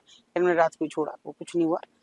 लड़की नारी निकेतन गई, पता लगा। अब ये नहीं मुझे अंदाजा कि वो शायद घर बताना नहीं चाहती थी, उसको लिखना नहीं आ रहा था, या वो जाना नहीं चाहती थी किसी के साथ। इतना पता लगा कि प्यार में आई, ओके। और वो कहीं बेच गया, ये कहीं और बेचने जा रहा था, जो उसने बताया। किसने कहा 2000 में लाया हूँ, तू 3000 दे देना। तो यानी वो भी कितनी जगह बिकती, इस बात का नहीं हमें मालूम, क्योंकि इंटीरियर में भी हमारे यहाँ खरीद फरोख्त का एक बड़ा धंधा है। ये भी है, कभी शादी के नाम पे एक घर में 4 लड़के हैं, एक की भी शादी नहीं हो रही, एक ले आओ खरीद के, सबके रहेगी, नहीं रहेगी तो जाती हो जाएगी। तो ये ऐसा मतलब, जैसे उस लड़की का मैं अगर कभी पीछे बैक में, मैं बहुत बार मिली उसके बाद उससे, नानी कितने तो बड़ी खुश होती थी, बड़ी माँ बुलाती, माँ तो जाते लड़कियां बुलाती थी। तो फिर मैं जब कहती थी कि तेरी माँ कहाँ है, तो उस पर चुप हो जाती थी, उस पर कभी नहीं हुई। तो मुझे ये लगा कि वो इसको ये डर लग रहा है कि अगर मैं अपने घर चली गई तो मुझे मार देंगे, या क्या कारण है, या ये भी हो सकता था कि वो शादीशुदा हो, वहां नहीं जाना चाहती हो, ये तो मुझे नहीं पता लगा। लेकिन यहाँ उसकी शादी हुई, फैमिली में ही हुई, और वो उसकी बच गई। मतलब हमने इतनी इंटीरियर में इतनी जातियां झेली हैं, कैसे किसी की नजर में नहीं आती। मुझे कभी कभी ये अफसोस होता है कि मैं एक साधारण स्त्री हूँ। किसी ने मुझे कहा कि आप साधारण मत कहो, आप साधारण कदमों से आपने असाधारण दूरी नापी है। बात तो ठीक है, मगर इतनी साधारण स्त्री होते हुए भी, और मेरे पास लोग खबर भेज देते हैं। कैसे? मुजफ्फरनगर से मेरे पास खबर आती है, और इंटीरियर के एक गांव से, कि जी एक लड़की है, और देखो अभी तो बिक गई है, मगर बिकेगी कहीं और भी। अच्छा। हमारे लिए ह्यूमन ट्रैफिकिंग का मतलब केवल सेक्स में नहीं है। हमारे लिए ह्यूमन ट्रैफिकिंग का मतलब ये है कि आप उसकी मर्जी के बिना उसको बेच रहे हैं। जब आपने पैसा ले लिया वो ट्रैफिकिंग है। व्यापार क्या चीज है कि आप किसी चीज को देके पैसे लिए मोबाइल खरीदेंगे तो व्यापार हुआ ना। अगर ये ऐसे दिया आपको तो डोनेशन, वो हो गया आपको गिफ्ट, तो वो तो व्यापार हुआ। अब हम सबने कहा अभी ऐसे जारी हो आप, लेकिन देखो पता नहीं कोई झूठी सच्ची खबर ना हो, इतना इंटीरियर का गांव है। मैंने कहा अब जो होगा देखा जाएगा। हम चले गए। आपकी टीम में कितने लोग होते हैं? ज्यादा नहीं रखते हम, 5 या 6, 2 मतलब एक ड्राइवर जरूर हो, एक जेंट्स जरूर हो, बाकी महिलाएं। 4-5 लोगों को शक रहा हूँ, बहुत सारे जाओ तो एकदम से सब चीजें हो जाती है। हम वहाँ गए, हमने उनसे पूछा कि ये कौन है, एक पर्दा करे हुई थी, वो है जी बहू हमारी थी वो भी। हमने कहा जी हम तो यहीं आए हुए थे, किसी का घर पूछ रहे थे, वो पता नहीं लग रहा, किसी ने कहा जी ये बड़े लोग हैं, इन्हें ज्यादा पता होगा। बड़े खुश हुए सुन के बड़े लोग हैं। हाँ, तो ये जी हमारी बहू है। उसका नाम सुष्मिता था, लड़की का। तो मैंने कहा कि सुष्मिता, उसने एक दिन से ये था, हाँ हमारे लिए तो बहुत था। इनका आजा बेटा, हटाओ ये पर्दा वर्दा, तो हटा दिया। मैंने कहा जाओ कोई तुम्हारा सूट हो तो उसे पहन, जाओ। सूट पहन लो कोई तुम्हारा हो तो। अब उन्होंने हमें आफत काटनी, मैंने कहा सुनो आफत काटोगे जेल भेज दूंगी यहीं की यहीं, परवाह नहीं करूंगी कि पुलिस ने आएगी, एसएसपी को करूंगी डायरेक्ट फोन, जो होगा देखा जाएगा। खैर संयोग ऐसा रहा कि वैसे मीडिया ने मेरा हमेशा बहुत साथ दिया, बहुत। मैं हमेशा थैंक यू करती हूँ मीडिया को। 31 साल में मैंने जो कुछ भी किया, मीडिया का सहयोग ना होता तो शायद मेरी कभी की हत्या हो जाती, शायद मैं इतनी लड़कियां ना निकाल पाती, उनका सपोर्ट ना होता, या लड़कियां वापस चली जाती, बहुत कुछ हो सकता था। लेकिन थैंक, वहाँ एक जो सूचना पे आए कोई पता, ओ देखा तो मैंने कहा बड़ा पुराना हमारा ही एक बच्चा मीडिया का। मैंने कहा चिंता ना करो, मैं अकेला कवर करने के लिए काफी हूँ। लड़की से हमने सारी बात पूछनी शुरू करी, आसामी लड़की थी। उसने बताया कि एक मोदी नगर की महिला, पहले मुझे मोदी नगर रखा गया, उसे नाम याद था। अच्छा। हाँ, हमने फिर पूछा मोहद्दीनपुर या मोदी नगर, ये नहीं मोदी नगर। और वहां लाए, कहाँ की हो, कोई गांव बताया आसाम में, वहां की। कैसे, बोले काम के नाम पे। फिर मुझे एक महिला का नाम लिया कुछ, कि वो महिला है जो हर जगह से लड़कियां पहले उनके पास आती हैं फिर वो भेजती हैं। तो मुझे ये कहा गया ये तुम्हें काम पे लगाएंगे। तो काम पे लाके मुझे एक गांव में भेज दिया गया। वहां मेरे साथ 2 महीने तक वो रहे और मेरे साथ निरंतर संबंध रखे। मैं तो उसे रेप करती हूँ। फिर मैंने कहा शादी नहीं, शादी तो नहीं हुई। मैंने कहा फेरे वेरे डाले हमारे हिसाब से, नहीं। फिर यूं के एक जगह और बेच दिया, मुझे गांव का नाम पता नहीं, एक जगह और बेच दिया। तो मैंने उनके हाथ जोड़े कि मैं तो वहाँ उस घर में रहती थी, अब तुम भी यही काम करोगे, मुझे मेरे घर भेज दो। मैंने बहुत हाथ पैर जोड़े। वो बुजुर्ग आदमी थे, तो उन्होंने कहा अरे मेरी बीवी तो कब की मर गई, मैं भी जल्दी मर जाऊंगा, ये सब तुझे दे दूंगा। मैंने कहा मुझे नहीं चाहिए, मुझे घर भेज दो। फिर मैंने थोड़ी लड़ाई वड़ाई करी, एक दो बार उन्हें जो बुजुर्ग थे उन्हें धक्का वक्का दिया, तो उन्होंने मुझे यहाँ भेज दिया, ये उनका ससुराल है। अच्छा। ये उनका ससुराल है, और इनका जो कोई कोई भी है ये लड़का, इसकी शादी वादी नहीं हो रही, ये इससे मेरी शादी, और लड़का नहीं वो भी 50 साल का आदमी था, इससे मेरी शादी करवा रहे हैं। और जो भी कोई आता है इसलिए घूंघट निकाल के रखवाते हैं कि हमारी बहू है, हम शादी करके लाए। और ये हमारे यहाँ खुला चलन है, पहाड़ से ले आओ, बिहार से ले आओ, नहीं हो रही तो वहां करवा देंगे, आसाम से ले आओ, मतलब खुला है ये। इसके लिए कोई मतलब बट नहीं लगाते, चुपचाप नहीं कहते हम करवा देंगे जी तुम्हारी शादी। तब उस लड़की को निकाला हमने। उसने फिर बताया कि मेरे जीजा ने ही मुझे बेचा, मेरा जीजा काम के नाम पे लाया था, और मेरे मेरे से 10,000 रुपए यहाँ से ले गया उससे जिसको बेचा था, केवल 10,000 रुपए। अब सोचिए कि जब जीजा बहन माँ बाप ये सब इस चीज में शामिल हो तो किसके पास भेजा जाए बच्चे।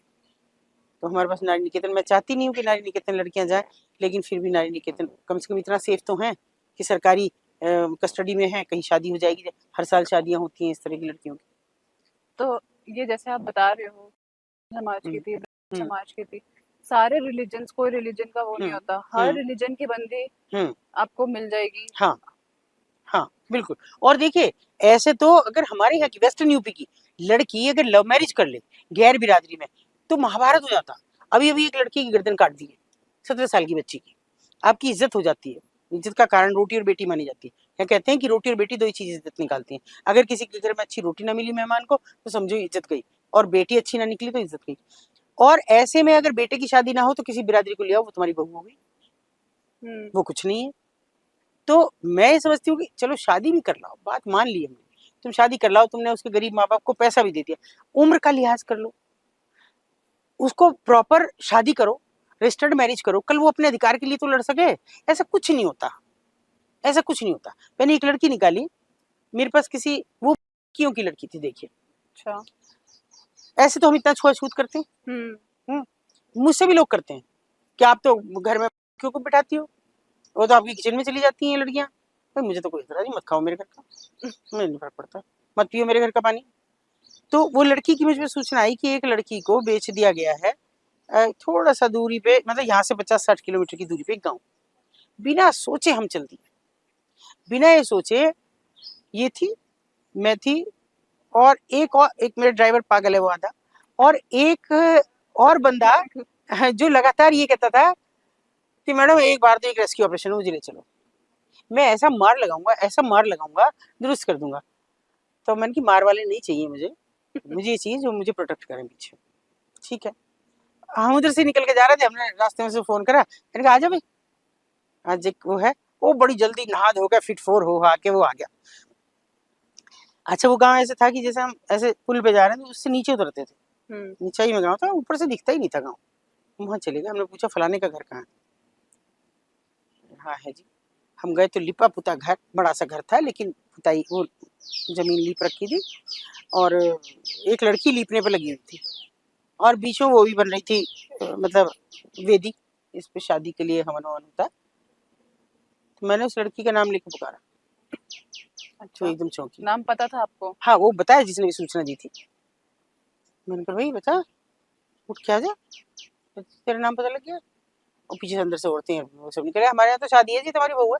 और किसकी शादी है? मेरे लड़के की शादी है। और ये बहू है मेरी।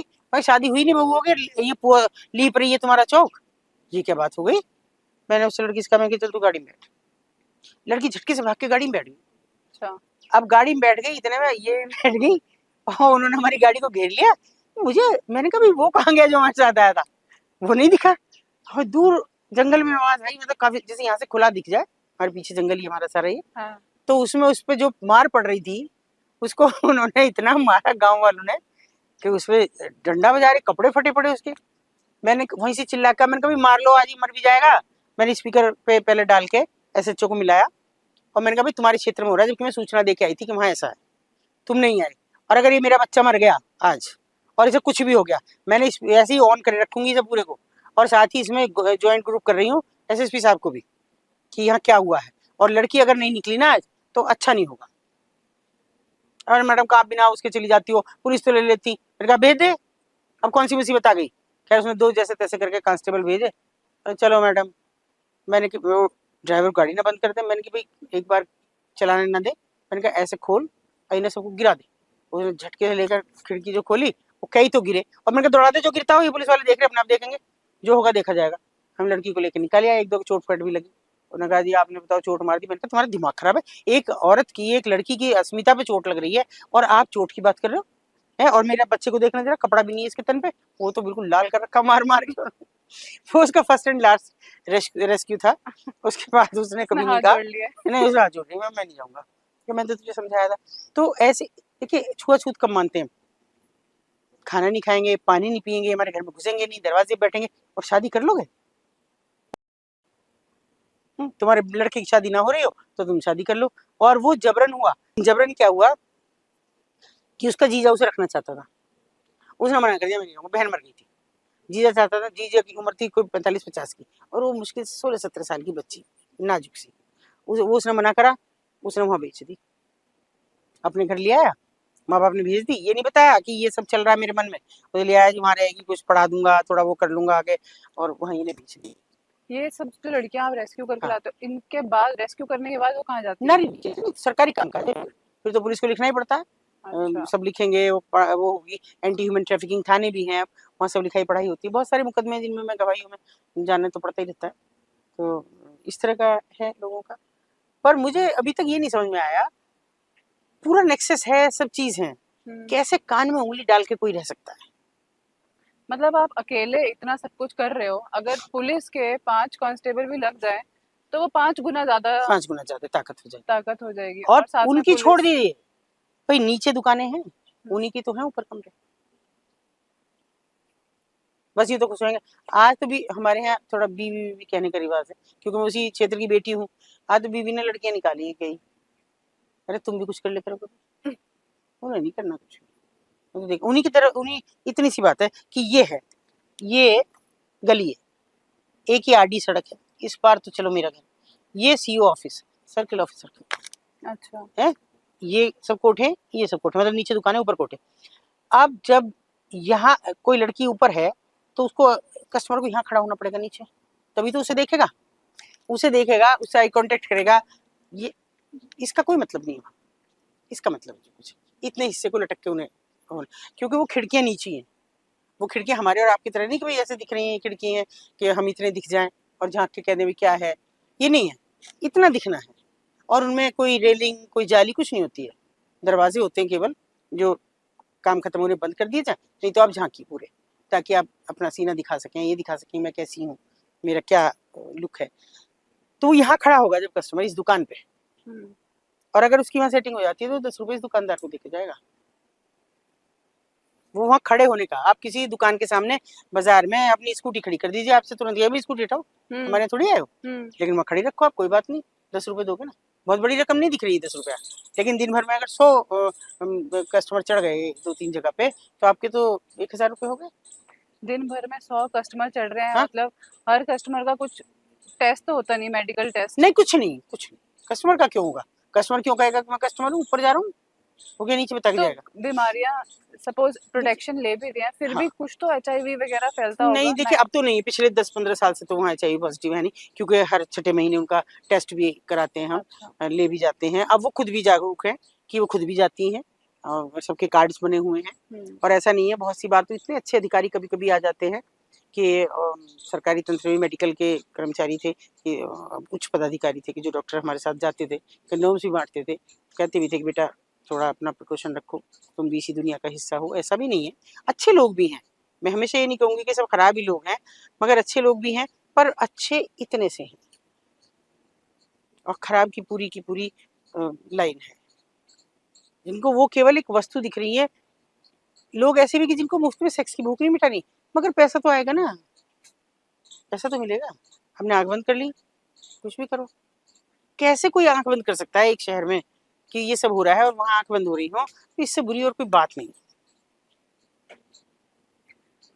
ये तो हम बात कर रहे हैं बुराई, लेकिन कई बार क्या होता है, मैंने देखा है कि पूजा भी जाता है, उनके घर के हाँ, आंगन की बिल्कुल, मिट्टी भी लाकर बिल्कुल, पूजते हैं। बिल्कुल, बिल्कुल। वो उसका भी कोई रीजन है कि? देखिए रीजन ये है, हम वहाँ ऐसा कुछ होता नहीं था, ये दुर्गा पूजा का एक है कि भाई दुर्गा पूजा में उनकी मिट्टी, वो कहते हैं कि दुर्गा जी की मूर्ति अगर हम इससे बनाएंगे, ये बहुत सताई हुई है दुनिया में, है ना, इनको हमारा सम्मान दे रहे हैं और दुर्गा की तरह से पूज रहे हैं, यानी हमने मान लिया कि तुम दुर्गा जो भी बनी है वो तुम हो, तुम सब हो, तो ये हमारे घर को सुरक्षित रखें, हमारे भाई, हमारे बेटे, हमारे पति पे निगाह ना करें, तो अब तुम हमारे से देवी रूप हो, हम तुम्हें कुछ नहीं कहेंगे, इस तरह मिट्टी बदली। वो मैंने इनके यहाँ परंपरा शुरू की, पक्के घर थे, मैंने कहा मुझे तो चाहिए मिट्टी, कैसे, तो एक दीदी कूड़ा ही तो निकलता, मैं कोई बात नहीं, मैं छान लूंगी घर पे जाके, जो भी तुम्हारा कूड़ा निकले वो दे दो मुझे, मैं उसे अपनी दुर्गा पूजा में लगाऊंगी, इससे। तो उनके मन में भी उठी बात कि भी आप ये करती हो, हर बार पहले से कहती थी। मैंने उनके यहाँ गणेश चतुर्थी, गणेश पूजा शुरू कराई कि आप स्थापित करो अपने यहाँ गणेश, जो भी आप हैं, तो बड़े धूम शूम से फिर जाके वो विसर्जित करने जाती हैं, खूब उन दिनों पूजा चलती है, कस्टमर नहीं आता, ये भी समझ लो। अच्छा। जिन दिनों वो दुर्गा पूजा रहेगी, जिन दिनों गणेश पूजा रहेगी, वो उन दिनों उनके यहाँ कोई कस्टमर नहीं आएगा। अच्छा। हाँ, ये भी तय है। और सबसे ज्यादा जाएंगे ईद पे। ईद पे? ईद पे तो वहाँ लाइन लगती है, मतलब लोगों को मिलता नहीं है टाइम, कैसे, मतलब क्यों? इतनी भीड़ ईद पे, ईद पे कस्टमर्स की लाइन लगती है? सोचिए, और बड़ी थोड़ी थोड़ी उम्र के लड़के भी। सबसे यंगेस्ट लड़का आपने कितनी उम्र का देखा? मैंने एक यंगेस्ट लड़का, एक दिन मुझे बहुत गुस्सा आया, मैंने देखा वो यूनिफॉर्म में था और वो स्कूल यूनिफॉर्म में? हाँ वो इंटर कॉलेज बिल्कुल मेरे घर के एकदम जरा सी गली के मोहल्ले पे। यहाँ क्यों आया वैसे ही मैंने कि मार मार के तुझे आज तेरे घर लेके जाऊंगी, चल मैं तो आपको जानूंगी। मैंने कहा, फिर भी तो क्या हो गया, पैसे दे रहा हूँ। ये देखिए मुझे, मैंने कहा भाई तुम या तो इसे ऐसे इस तरह बच्चे मत आने दिया करो, नहीं कल से मैं सख्ती शुरू कर दूंगी। अगर तुमने नाबालिग बच्चा कोई भी यहाँ आया और तुम ये सब करेंगे, नहीं दीदी हम तो नहीं आने देते, और वो भी यूनिफॉर्म में आया, बताओ ऐसे कैसे। तो मेरा ही एक लड़का था मतलब वॉलंटियर था, वही उसे लेके गया, मैंने किसके घर से छोड़ गया और बताइए कहाँ था, तो क्या होगा इन पर असर। देखिए असर तो पड़ता है, ऐसा नहीं है कि पास पड़ोस में यूं ही हमारी चिंता गैर वाजिब नहीं है कि मेरी मदर अगर ये कहती थी ऊपर नहीं देखना ऊपर नहीं देखना, या नीचे के दुकानदार रोक के कहते थे बेटा तुम तो भले घर की लड़की हो ऊपर नहीं देखना, तो ये मतलब खतरा था एक, और खतरा है इसीलिए तो रेड लाइट है। रेड लाइट का मतलब हाँ क्या है? मतलब रेड लाइट एरिया क्यों बोलते हैं इसको? देखिए आप चौराहे पे जाते हैं, रेड लाइट हो जाती है तो रुक जाते हैं ना, क्यों, कि आपका चालान कट जाएगा, उससे भी ज्यादा आप खतरे में आ जाएंगे कि दूसरा उधर से आ रहा होगा हाँ। और आप एक्सीडेंटल हो सकते हैं, है ना, तो रुक जाओ, रेड लाइट होगी रुक जाओ। यही अंग्रेजों ने शुरू किया था कि हर रेड लाइट एरिया के बाहर एक पोल किया गया, और वो पोल 8 बजे चलता था लाल बत्ती से, लाल बत्ती होती थी इसमें एग्जिट पे भी और एंट्री पे भी, लाल बत्ती हो गई। अब भले घर के लोग नहीं जाएंगे, वो उनकी मर्जी, अगर कोई रेड लाइट क्रॉस करके कोई तोड़ता हुआ जाता है तो मर्जी तेरी, तेरे एक्सीडेंट हो मरे चालान कटे कुछ भी हो तेरा। वही वो था कि ये रेड लाइट हो गई, अब यहाँ धंधे का टाइम शुरू है, अब कोई भले घर का आदमी या औरत यहाँ नहीं जाएगी, बाजार भी बंद हो जाएगा, और अब केवल ये उनका बाजार रह गया, रात का बाजार खत्म हो जाता था। ये बहुत अच्छा सिस्टम था कि जिसको जाना हो, और फिर ऐसे में लोग डरते थे कि अगर अब जब सारी दुकानें बंद हो गई आप फिर क्या करने जा रहे हो, इसका मतलब आप ऊपर ही जा रहे हो, लोगों की नजर में आ जाओगे आप, तो वो एक खतरे का निशान था, तो लोग डरते थे, रेड लाइट एरियाज हो गए। अभी तो लोगों को मैं कह रही हूँ जितनी ये लोग कह भी रहे हैं ना पॉडकास्ट पे भी कि हमें पता है वो हम रेड लाइट एरिया में काम कर रहे हैं, एक तो बता दो रेड लाइट का मतलब क्या है वहाँ, कब शुरू हुआ क्यों हुआ, और साथ ही वहां पे बोर्ड लगाए गए कि सैनिकों का प्रवेश निषेध, वो भी बहुत जरूरी था, बहुत जरूरी था, आज कहीं नहीं मिलता, क्योंकि सैनिकों का प्रवेश अगर निषिद्ध है तो इसका मतलब है कि वो खतरे का निशान है कि आप वहां जाएंगे और अपनी शराब पी या कोई और सूखा नशा किया और आपने कोई सिक्योरिटी के साथ समझौता कर लिया, तो हो सकता है उनमें से कोई ऐसी हो कि जो आपको उकसा दे और उसके ऊपर भी किसी और का हाथ हो, तो वो बड़ा एक अच्छा सिस्टम था, और वर्दी में तो हरगिज कोई नहीं जाता था। लेकिन अभी सब चीज ना रेड लाइट रही है ना कुछ, बस नाम रह गए रेड लाइट एरियाज हैं, और अब तो बहुत दुर्दशा है, वहां जो लड़की चली गई वो अच्छे घर की हो बुरे घर की हो, उससे बड़ा नर्क और कोई देखता नहीं। जैसे मैं ना गंगूबाई मूवी देख रही थी अभी, उसमें मेरे को एक डायलॉग बहुत अच्छा लगा उसका। वो स्कूल में ना उनके बच्चों का दाखिला नहीं होने देते, तो वो प्रिंसिपल के पास जाती है, कह रही है कि अगर हमारी बस्ती की वजह से स्कूल पर हाँ बुरा असर पड़ रहा है तो स्कूल की वजह से बस्ती पर अच्छा असर क्यों नहीं अच्छा पड़ असर रहा? क्यों नहीं पड़ रहा है, बिल्कुल बिल्कुल ये सही बात। शुरू शुरू में जब हम इनके एडमिशन शुरू हुए तो बड़े कभी कभी अजूब बिल्कुल नमूने टाइप के हमको वो हुए कि एक लड़का था उसको लेके गए हम, और उसकी माँ को भी लेके गए, मैंने कहा चल इसका एडमिशन करा के आऊंगी, चलो मैंने कहा चल बाप का नाम बता क्या लिखना है, ऐसा करो प्यारे लाल लिख लो। मैं लिखने लगी, नहीं नहीं रुको रुको रुको, प्यारे मियाँ लिखो। मैं फिर प्यारे मियाँ, नहीं नहीं रुको, तुम ऐसा करो कालू राम लिख लो। मैंने उसी वक्त मन बना लिया था, अब ना प्यारे लाल होगा ना प्यारे मियाँ ना कालू राम, अब इनका असली पिता होगा, क्योंकि उस समय तक उनको पता ही नहीं था कि हमारे बच्चे का बाप कौन है, जो सबसे ज्यादा है उसका नाम बता रही है। फिर जैसे ही प्रिकॉशन लेनी शुरू की अब उनको पता, अब उनके बच्चे बास्टर्ड नहीं है, उन्हें पता है एक माँ के 2 औलादें हैं तो अलग अलग बाप की तो हो सकती हैं, मगर वो हरामी नहीं है, उनके बाप का नाम है, क्योंकि वो जिसके साथ सेक्स संबंध करती हैं बिना प्रिकॉशन उन्हें पता है कौन है, उसके थोड़े बहुत प्यार में आ गई थोड़ी बहुत किसी चीज में तो उससे वो बच्चा पैदा करती हैं, नहीं तो बाकी के साथ प्रोटेक्शन में रहती मतलब अभी तक मैं जितनी स्टोरी सुन रही हूँ ना, मैक्सिमम केसेस में ऐसा मेरे को सुनाई दे रहा है कि लड़कियां प्यार में पड़ के आ जाती हैं, हाँ और फिर हाँ। उनको समझ नहीं आता अब यहाँ से बाहर कैसे निकले, वो वहां पे बेच देते हैं। एक लड़की लगातार मुझे दिखती थी कि हिजाब जैसा पहने रखती थी, और ऐसे हाथ पैरों से देखो तो बड़ी गोरी चिट्टी सुंदर सी, लुक भी जितना दिखता था तो वो सुंदर सी थी लड़की, थोड़ी नीली सी आंखें, अच्छी सी लगती थी। तो मैं उससे बहुत बात करने की कोशिश करती, अच्छा उससे बात करने में मालकिन भी नहीं रोकती थी मुझे, अच्छा। कभी जैसे बहुत पे तो एतराज करती है, अरे छोड़ो दीदी, इससे क्या बात करनी है, ये तो मेरी बहन की लड़की है, या तो मेरी फलाने की लड़की है, किसी को भी किसी बता देती है वो। तो वो उससे बात करने, लेकिन वो बात ही नहीं करती थी। फिर मैं एक दिन बोली, मैंने की बोलती ही नहीं कुछ भी, तो वो हंसने लगी, बोले ये गूंगी बहरी है। तो ये कहाँ से, ये क्या सुनती है, कोई ना इसे सुनाई देता ना ये करता, और क्या क्या अपना छालियाँ काटने लगी। मैंने कहा पता नहीं, मुझे नहीं लगता, क्योंकि रिएक्ट करती है। जैसे मैं कुछ बोलना शुरू करूँ तो ये ऐसे तो देखती है। ये अलग बात है कि ऐसे असमंजस रहती है कि जिस समझ नहीं आना। तो मैं हमेशा अपने पर्स में एक पेन और छोटा सा पैड रखती हूँ। मैंने उस पे लिखा है कि भाई what is your name and where are you from, सब लिख लिखा आगे, और मैं उसके हाथ में रख दिया। तो उसने एक पल देखा, फिर उसे देखा, और फिर जो उसने लिखना शुरू करा तो फ्लो में लिखती चली गई, और उसने 8-10, क्योंकि छोटा सा पैड था वो, 8-10 पेज उसके भर डाले। अच्छा। लिखती रही। तो कहने लगी दीदी क्या लिख रही है, मैं कहा मुझे भी नहीं समझ में आ रहा क्या लिख रही है, ऐसी मैंने कह दिया, मैंने कहा देख लूंगी बाद में। फिर जो उसने मुझे पकड़ा दिया ऐसे, ऐसे बस देखते हुए मुझे, मैंने रख लिया अपने पास। और मैंने उसका हाथ पकड़ के ऐसे कहा, मैंने कहा यार मैं चलिए। मैंने घर आके पढ़ा तो समझो कि मेरा दिल दहल गया। और लड़की लॉ कर रही थी, लॉ कर रही थी? और अफगानिस्तान की वो लड़की थी, यहाँ दिल्ली यूनिवर्सिटी में थी, कहीं किसी कॉलेज में, मतलब यूनिवर्सिटी संबंध किसी कॉलेज में थी, और किसी से प्रेम हो गया। वो ले आया कि मैं अपनी मौसी से मिलवा दूं, फिर बाद में शादी, जब तेरे फादर वादर आएंगे जब शादी करेंगे। बड़ा कठिन, मुझे तो अंदाजा भी नहीं कि मैं ये कैसे वापस जाएगी। अगर मैं इस लड़की को निकालूं भी तो कहाँ भेजूं, कैसे जाएगी। मैंने सोचा इससे पहले मुझे सारी चीजें करनी पड़ेगी।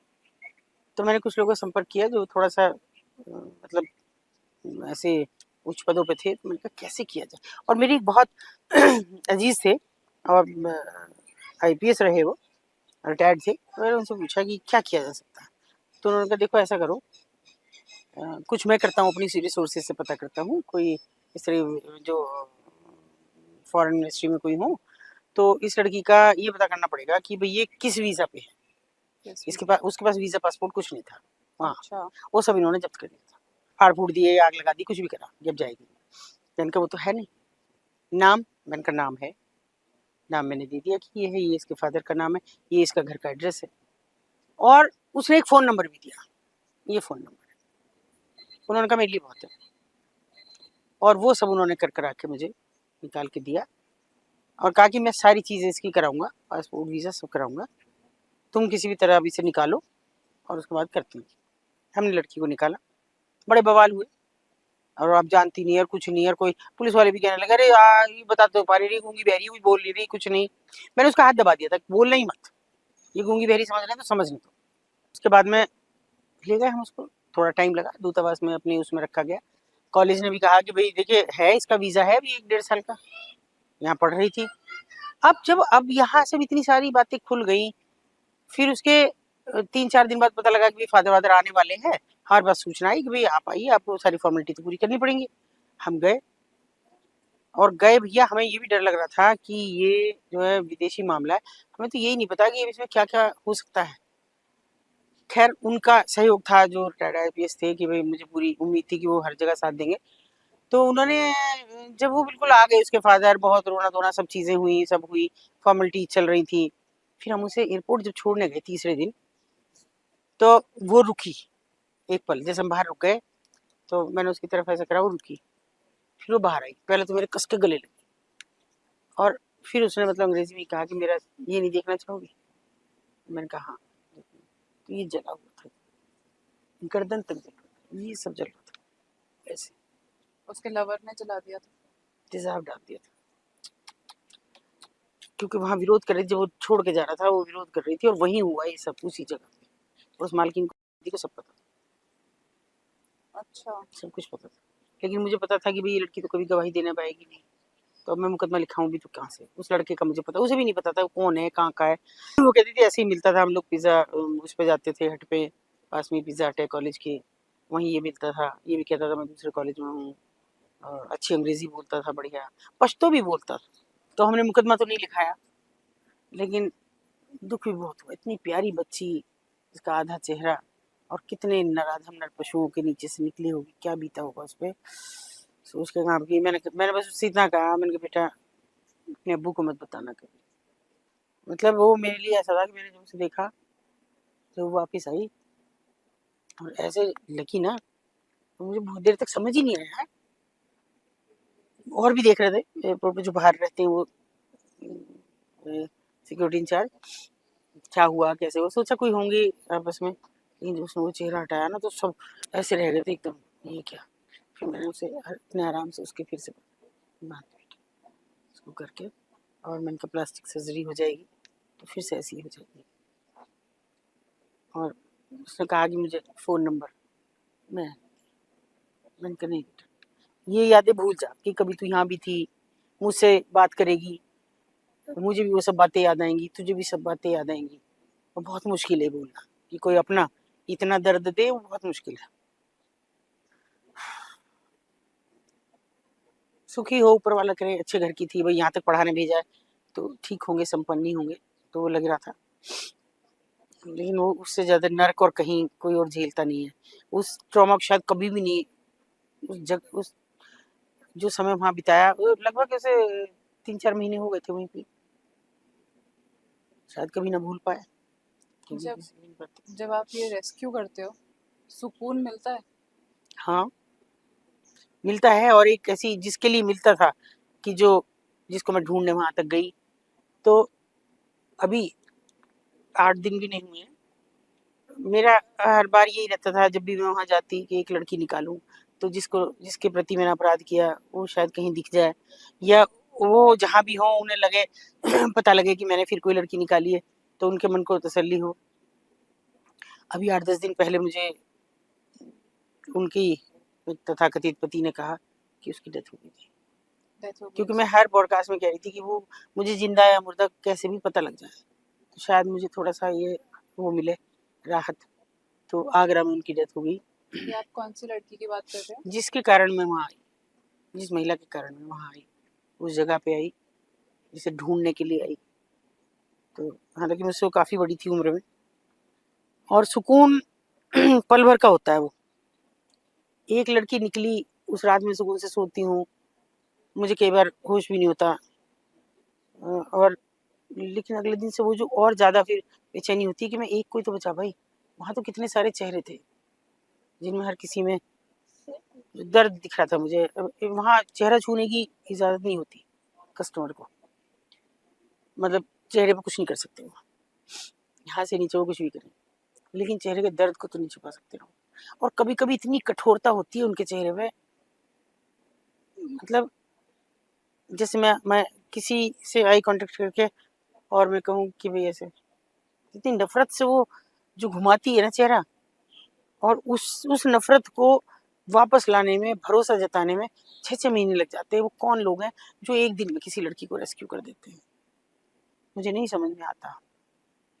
मुझे 6-6 महीने केवल इसी काम पे लग जाते थे कि मैं इसका भरोसा कैसे जीतूं, कैसे ये मुझ पे विश्वास करे कि यहाँ से जब निकलेगी तो ये अच्छी जिंदगी जिएगी, यहाँ से इस गलीज जिंदगी में फिर कभी लौट के नहीं आएगी। बहुत कड़वे भी हैं कि लौट के भी आई हैं। एक लड़की थी कि जो शायद 8-10 साल की रही होगी, और गांव में अक्सर सपेरे तमाशा दिखाने आते हैं सांप का। बच्ची थी, तो वो सपेरे ने इस गली में दिखाया, अभी उस गली में दिखाया, ये ऐसे करते रहते हैं गांव में। शहरों में तो अब दिखा नहीं सकते, अब सब चीज पे बैन है। तो दिखा रहे थे, वो उसके पीछे पीछे चली गई। एमपी की लड़की थी, किसी जगह की आसपास देहात की, तो वो पीछे पीछे वहां भी चली गई। वहां से वो सपेरा उसको लेकर गायब हो गया और यहाँ बेच दिया। यहाँ हो गए उसको 16-17 साल, जवान हो गई, पेशे में हो गई। अब ये समझिए कि वो परिवार या भाई उसको नहीं भूल पाया। उसका 14-15 साल का भाई था, वो लगातार लगा रहा। कैसे उसे खबर मिली कि वो मेरठ में है, उसने हमसे संपर्क किया, और वो बहुत बुरे हाल में था जब उनसे संपर्क किया। तो मैंने कहा भैया तू रोटी वोटी खाई है कि नहीं खाई है? कि जी बस खा लूंगा कभी, मैं मजदूरी करता हूँ यहाँ। मैंने कहा यहीं रहता है? बोले हाँ जी। कब से? मुझे 15 दिन हो गए। मतलब 15 दिन से वो मजदूरी करके अपनी बहन को ढूंढ रहा था, और 15 दिन से हमारा किसी ने कोई उसको वो जानता नहीं था, पता नहीं दिया था। फिर किसी ने बताया, नहीं मेरा कोई पोस्टर लगा देखा, उसमें नंबर देखा, तो किसी ने उसको निकलते निकलते उसके बराबर से कहा इस नंबर पर फोन कर। रुका नहीं वो, जो भी जिसने भी कहा, तो उसने ऐसे ही फोन कर लिया कि जी मुझे बात करनी है, किसी ने कहा है। मैंने कहा जो मैं तो जनरली कह देती हूँ आ जाओ। वो आ गया तो उसने कहा जी मेरी बहन वहाँ है, ये उसका नाम है। अब उस समय तक वो आदमी बदल चुका था जिसकी मैं बात कर रही थी। मैंने उसको कहा, मैंने कहा भाई मुझे बताइए कहाँ पे होगी लड़की। तो उसने मुझे कहा कि दीदी वो शायद उसके कमरे पर होगी, किसी का नाम लिया। मैंने कहा तुम जाओगे? बोले ना आप जाओ। मैं चली गई। अब मेरे पास ऐसे में कोई और साधन होता नहीं। वो मुझे पता है वो अपने भाई को नहीं पहचानती होगी, भाई बहन को नहीं पहचानता होगा अभी। तो हमारे पास केवल इतना साधन था कि वो उसका ओरिजिनल नाम से पुकारे, तो तब क्या रिएक्शन होता है ये देखें। मैंने कहा तू मेरे साथ साथ चढ़ जा, वो तुझे पहचानेगी तो है नहीं। 2-3 जने थे, हम ये थी और मैं एक दो और थे। हम ऊपर चढ़े तो मैं देख रही हूँ मालकिन खड़ी है। अरे मैंने कहा ये कहाँ गई? उसका नाम लिया मैंने लड़की का, कहाँ चली गई? और मैं जीना चढ़ने लगी दूसरा, सेकंड फ्लोर पे। तो वो जो मालकिन थी वो बोली अरे दीदी कहाँ जा रही हो, ये खड़ी तो है, आपको दिख नहीं रही क्या? उसने सोच लिया था इसे तो कुछ याद ही नहीं होगा, 15-16 साल हो गए, इसे तो कुछ पता ही नहीं होगा। अरे मैंने कहा मैं देखा नहीं इसको, मैं समझी ऊपर। मैंने कहा हाँ भाई यहाँ आ जरा, तुम तेरे से बात करनी है। बताओ। सांवली सी लड़की, कोई सुंदर भी नहीं थी। तो मैंने कहा इसे जानती है क्या? ऐसे में सख्ती से थोड़ा सा कहा, ये जानती है? उसने कहा नहीं। मैंने कहा फिर देख ले, खूब गौर से देख। उसने देखा, भाई ने बहन को देखा। ये कुदरती कहते रहे खून की गर्दिश होती है एक, पता नहीं उसे क्या हुआ, वो तेजी से गई और अपने भाई को ऐसे लिपट के रोई। वो बहुत फुक्का फाड़, भाई जी कह के वो उसने कहा भाई जी, और बहुत तेज रोई। हमारा तो मतलब सफल हो गया था। तो मैंने उससे कहा मालकिन जो थी, मैंने कहा छोड़ दे सब, बचना है तो मैं मुकदमा नहीं लिखाऊंगी, ये जितना समय हो गया छोड़ दे लड़की। लड़की भेज दी अपने भाई के कितना साथ। समय हो गया था? 15-16 साल हो गए थे। 15 साल से वो वहीं थी? वही थी। तो ले गया वो भाई, बहुत गरीबी हालत में थे, कुछ था भी नहीं वहाँ भी। और कुछ दिन बाद मुझे उसकी मालकिन ने कहा कि दीदी वो फिर आ गई। फिर आ गई? मैंने कहा क्यों? वहाँ तो रोटी नहीं है खाने को, और यहाँ 15 साल की आदत है, वो कैसे छूट जाएगी? 2 टाइम रोटी तो मिल रही है, और फिर चूना पोतने की आदत है, खिड़की पे झांकने की आदत है, वो कैसे हो जाएगी? इनका घर नहीं बसता दीदी, कोई आप सोच रहे हो। चली आई और ये कह के भाइयों से, अपने भाई से कि भाई मुझे मत ढूंढना आप, मैं पैसे भेजती रहूंगी, मुझे ढूंढना। ये बड़ा कड़वा अनुभव होता है। उस समय मैंने सोचा कि मुझे इसके भाई को नहीं देना था।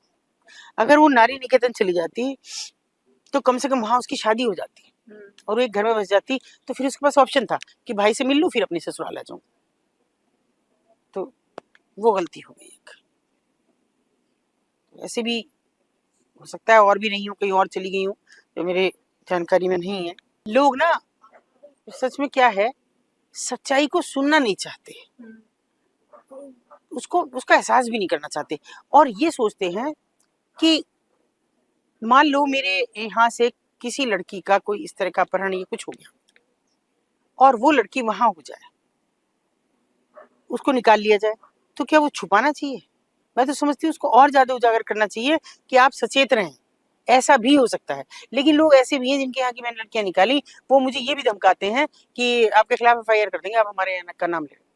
मतलब आदमी ये चाहता है कि भगत सिंह तो पैदा हों मगर अतुल शर्मा के घर में हो जाए बस, और कहीं ना जाए। आपको पता कैसे चलता है, कौन बताता है आपको कि ये लड़की रेस्क्यू करनी है? ये लड़की नहीं, कोई भी लड़की कैसे रेस्क्यू करनी है? कैसे? मतलब या तो नई लड़की आई हो, या फिर कोई लड़की, देखिए पहले कोशिश करती वो अपने कस्टमर से, लेकिन कुछ ऐसे हो गए थे कि जब हमारे पास फोन वोन आ गए तो कस्टमर्स के फोन बाहर रखने शुरू कर दिए उन्होंने। हाँ। केबिन में फिर कस्टमर के फोन नहीं जाने देती, वहीं रखने शुरू कर दिए थे। हमारे लिए मुश्किल हो गई थी। तब वो कस्टमर से गुहार तो बहुत लगाती हैं जिन्हें निकलना। अब कोई अगर ऐसा आ गया कि जो वहाँ लगातार जाता रहता है तो कभी कभी हमें खबर दे देता है, या फिर सीधे सीधे रिक्शा वाले हैं, नीचे स्ट्रीट वेंडर्स हैं, और जो ठेले वाले हैं घूम घूम के सब्जी वब्जी बेचते हैं, फल बेचते हैं, वो सब हमारे स्टेक होल्डर्स होते हैं ज्यादातर तो बता दें। और कुछ ऐसे भी हैं कि जिनके पेरेंट्स ने उसको ढूंढ लिया, घर वालों ने ढूंढ लिया, फिर वो हमसे संपर्क करते हैं कि हमारी लड़की निकलवा तो दो। पेरेंट्स खुद भी नहीं जा पाते अपनी नहीं बेटी को रेस्क्यू नहीं करने? नहीं नहीं, लड़की की हिम्मत नहीं ये कह दूं कि मेरे माँ बाप है ये, मेरा भाई यही है, अच्छा। वो ही नहीं कह सकती मैं उनके। उसके देखिए डिटेल एक हिरासत है, वो हिरासत है। हिरासत में कहते हैं ना कि पुलिस जो चाहे कहलवा ले किसी से, वो तो पुलिस से भी बुरी हिरासत है। तो अगर लड़की ने बता दिया ये मेरे माँ बाप हैं, तो क्या उसके माँ बाप को भी खतरा हो जाता है? बिल्कुल, बिल्कुल। कैसे निकलेंगे? मैं तो आखिर तक जिस दिन निकालती हूँ, उस दिन तक भी किसी को पता नहीं लगने देती कि मैं लड़की को निकाल। और इससे ज़्यादा कुछ नहीं बुरा हो सकता। मैं आपको एक घटना बताती हूँ कि पता नहीं क्यों मेरा अचानक से कुछ कोई काम भी नहीं था और मुझे किसी का फ़ोन आया कि वो दीदी आ जाओ और वो फलानी आई हुई है, उसकी बेटी का एडमिशन हुआ। जिस फलानी की वो बात कर रही थी, वो काफ़ी टाइम पहले यहाँ से छोड़ चुकी थी काम। तो मैंने कहा अच्छा चलो मैं आती हूँ, मेरे लिए तो अच्छी बात है। मैं गई वहाँ, तो उसने बताया कि देखो इसने वहाँ से 8वीं पास कर ली है, जहाँ पे रहते थे, अभी 9वीं में इसको एडमिशन होना है, लेकिन ये खेल में है, इसे खेलों में जाना है। ये कह रही है मुझे लखनऊ करवा दो, हम कह रहे हैं यहीं करवा दो।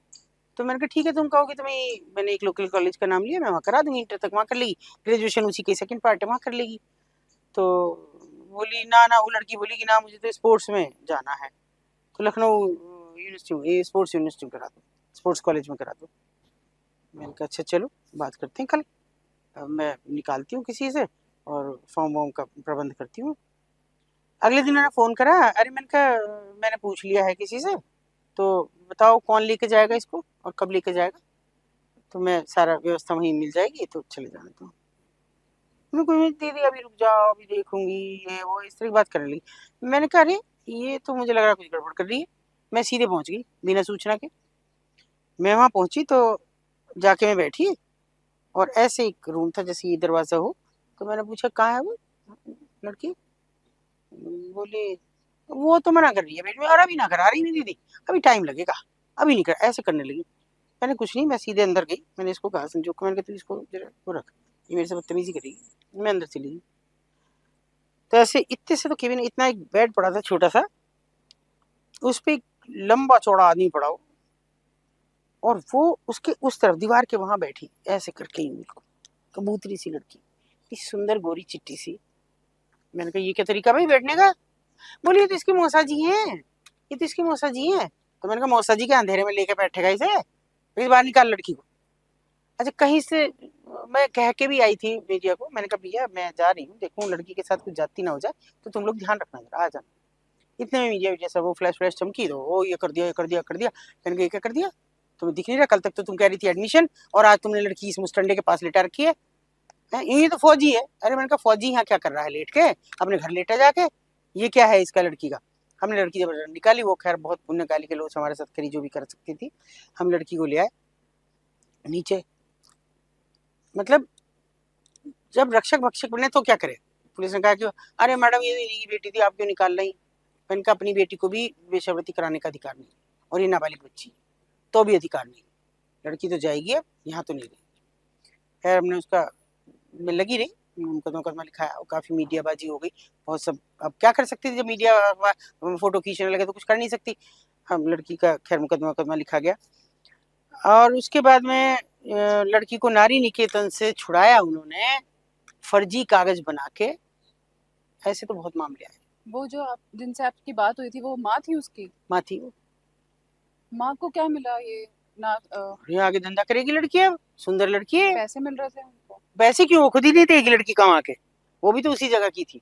अच्छा। वो खुद भी अभी तो आ गई, वो जीन्स टी शर्ट पहन के तू ये सब क्यों पहन रही है, वो छोड़ दिया तूने, तेरा पति नहीं है जिसने तो मुझे छोड़ दिया। तो ठीक है छोड़ दिया, तो अब इस लड़की से धंधा कराएगी तो वो लड़की निकाली। मतलब ये जो अभी माँ जैसी बात हुई ना, मैं उस बात पे ही बात कही है कि ये उनके लिए कोई रिश्ते का मायना नहीं होता, उन औरतों के लिए जो उस धंधे में ऑलरेडी हैं। जिनको निकलना है वो तो अपने बच्चों को भी निकालती हैं और खुद भी निकलती हैं, लेकिन जिनको नहीं निकलना है, जो उस धंधे में पेशेवर हैं, जिनका पीढ़ी दर पीढ़ी चला रहा है, वो नहीं करती, उनको है ही नहीं इस बात से। आप कभी ऐसे इंसान से मिले हो जो खुद सौदेबाजी करने आया हो किसी लड़की की?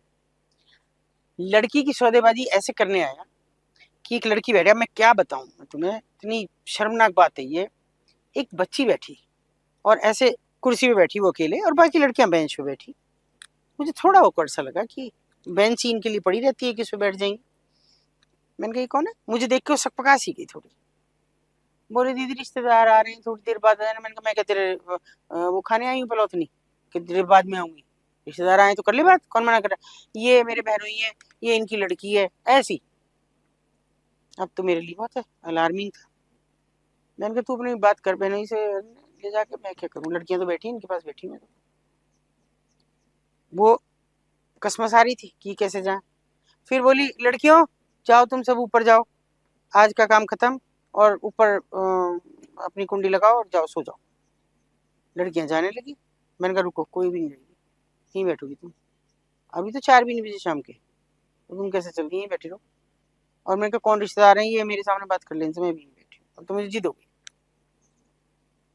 वो आदमी बोला देखो जी एक बात सुनो। मैंने कहा पुलिस बुलाऊंगी भाई, तू कैसा रिश्तेदार है, मैं पुलिस भी बुलाऊंगी, मैं डीएम एसएसपी सबको फोन करूंगी, लोकल पुलिस तो उनसे बिक जाएगी, बाकी मैं ऊपर तक करूंगी फोन। तो मैंने कहा देखो जी ऐसा है, मैंने आधे दे रखे हैं, आधे अब दूंगा, लड़की तो लेके जाऊंगा। मैंने कहा क्या मतलब, कहाँ लेके जाएगा लड़की को, कहीं ले जाऊं। मैं कहा कहीं से मतलब, तूने यहाँ बेची है कि यहाँ से ले जाके बेचना चाहता हूँ। क्योंकि जी बेच के तो मैं ही गया था, देखो कितना, उसे ही नहीं पता था मैं कौन हूँ। उसने सोचा कि मैं कोई आम ऐसे ही पत्रकार हूँ जो इन पे दबाव बनाने की कोशिश कर रही हूँ कि जी मैं ही तो बेच के गया इसे। अब जब मैंने इसे 50,000 में बेचा था, ये मेरे से 70 मांग रही है, मैं 70 क्यों दूंगा इसे, 50 में देके गया 50 ही दूंगा, वापिस ले जाऊंगा। मैंने कहा कब देके गया था भैया, तो मुझे 1 डेढ़ महीना हुआ। तो मैंने कहा भाई तूने ये धंधे में उतार दी क्या, ना दीदी अभी तो ना उतारी है, और ये तो काम है हमारा, तो तुम्हें तो पता है पीढ़ी दर पीढ़ी हमारा तो यही काम है। मैंने कहा तेरा कब से ही काम है, अब तक तो तू मुझे ये कहती चली आई कि जी मैं तो जबरदस्ती इसने मुझे रखा, जबरदस्ती इसने रखा। और मजे की बात ये बताऊं कि अपने बच्चों को दी बेस्ट स्कूल्स में पढ़ा रही थी दार्जिलिंग में, आप ही समझ लो बस, और बच्ची को दूसरी को बेच रही थी। मैंने कभी देखूं कितने पैसे दिए तो चला मैं गिन लूं, मैं देखूं फिर से देगी पूरे 70 ही देगी तुझे, तू चिंता मत कर। मैंने कहा चल भी इसके पूरे करते पैसे। मैंने यूं कि आप मना ना करोगी, मैंने कहा नहीं मैंने कहा कुछ, जब इसने पैसे दे दिए, और यही तो लाया था इस लड़की को देते, उन्हें 70,000 दिए उसे पैसे। मैंने 1 सेकंड में ली लड़की, मैंने नीचे भाग जा, और मैं दरवाजे पर खड़ी हूँ, मैंने बाहर से कुंडी मार जीने की, और मैं लड़की को लेकर भाग गई, ना मीडिया ना कुछ नहीं, किसी को नहीं, कुछ नहीं। मैंने कहा कल की कल देखी जाएगी जो कुछ होगा। लड़की ने मुझे रास्ते में ही गाड़ी में बैठते ही लड़की ने मुझे कहा कि ये मेरा नंबर है मेरे पापा का। मैं कहा यहाँ कैसे आई तू, 1 डेढ़ महीना हो गया कि मुझे तो ये जो अंकल है ना ये मेरे सगे फूफा जी हैं। अच्छा, सगे फूफा जी हैं मेरे। मैंने कहा ये बेच गए तुझे, और मैंने कहा तेरे घर वाले, खैर मैंने ज्यादा टाइम वेस्ट नहीं करा, मैंने उसके माँ बाप को फोन करा। मैंने कहा जी आपकी लड़की गायब है, अजीम को अपनी बुआ के गई थी छुट्टियों में, और लड़की मिली नहीं, पुलिस ने भी सब कोशिश कर ली। मैंने कहा कहाँ पे हो, तो उन्होंने पास का ही कहीं का नाम लिया।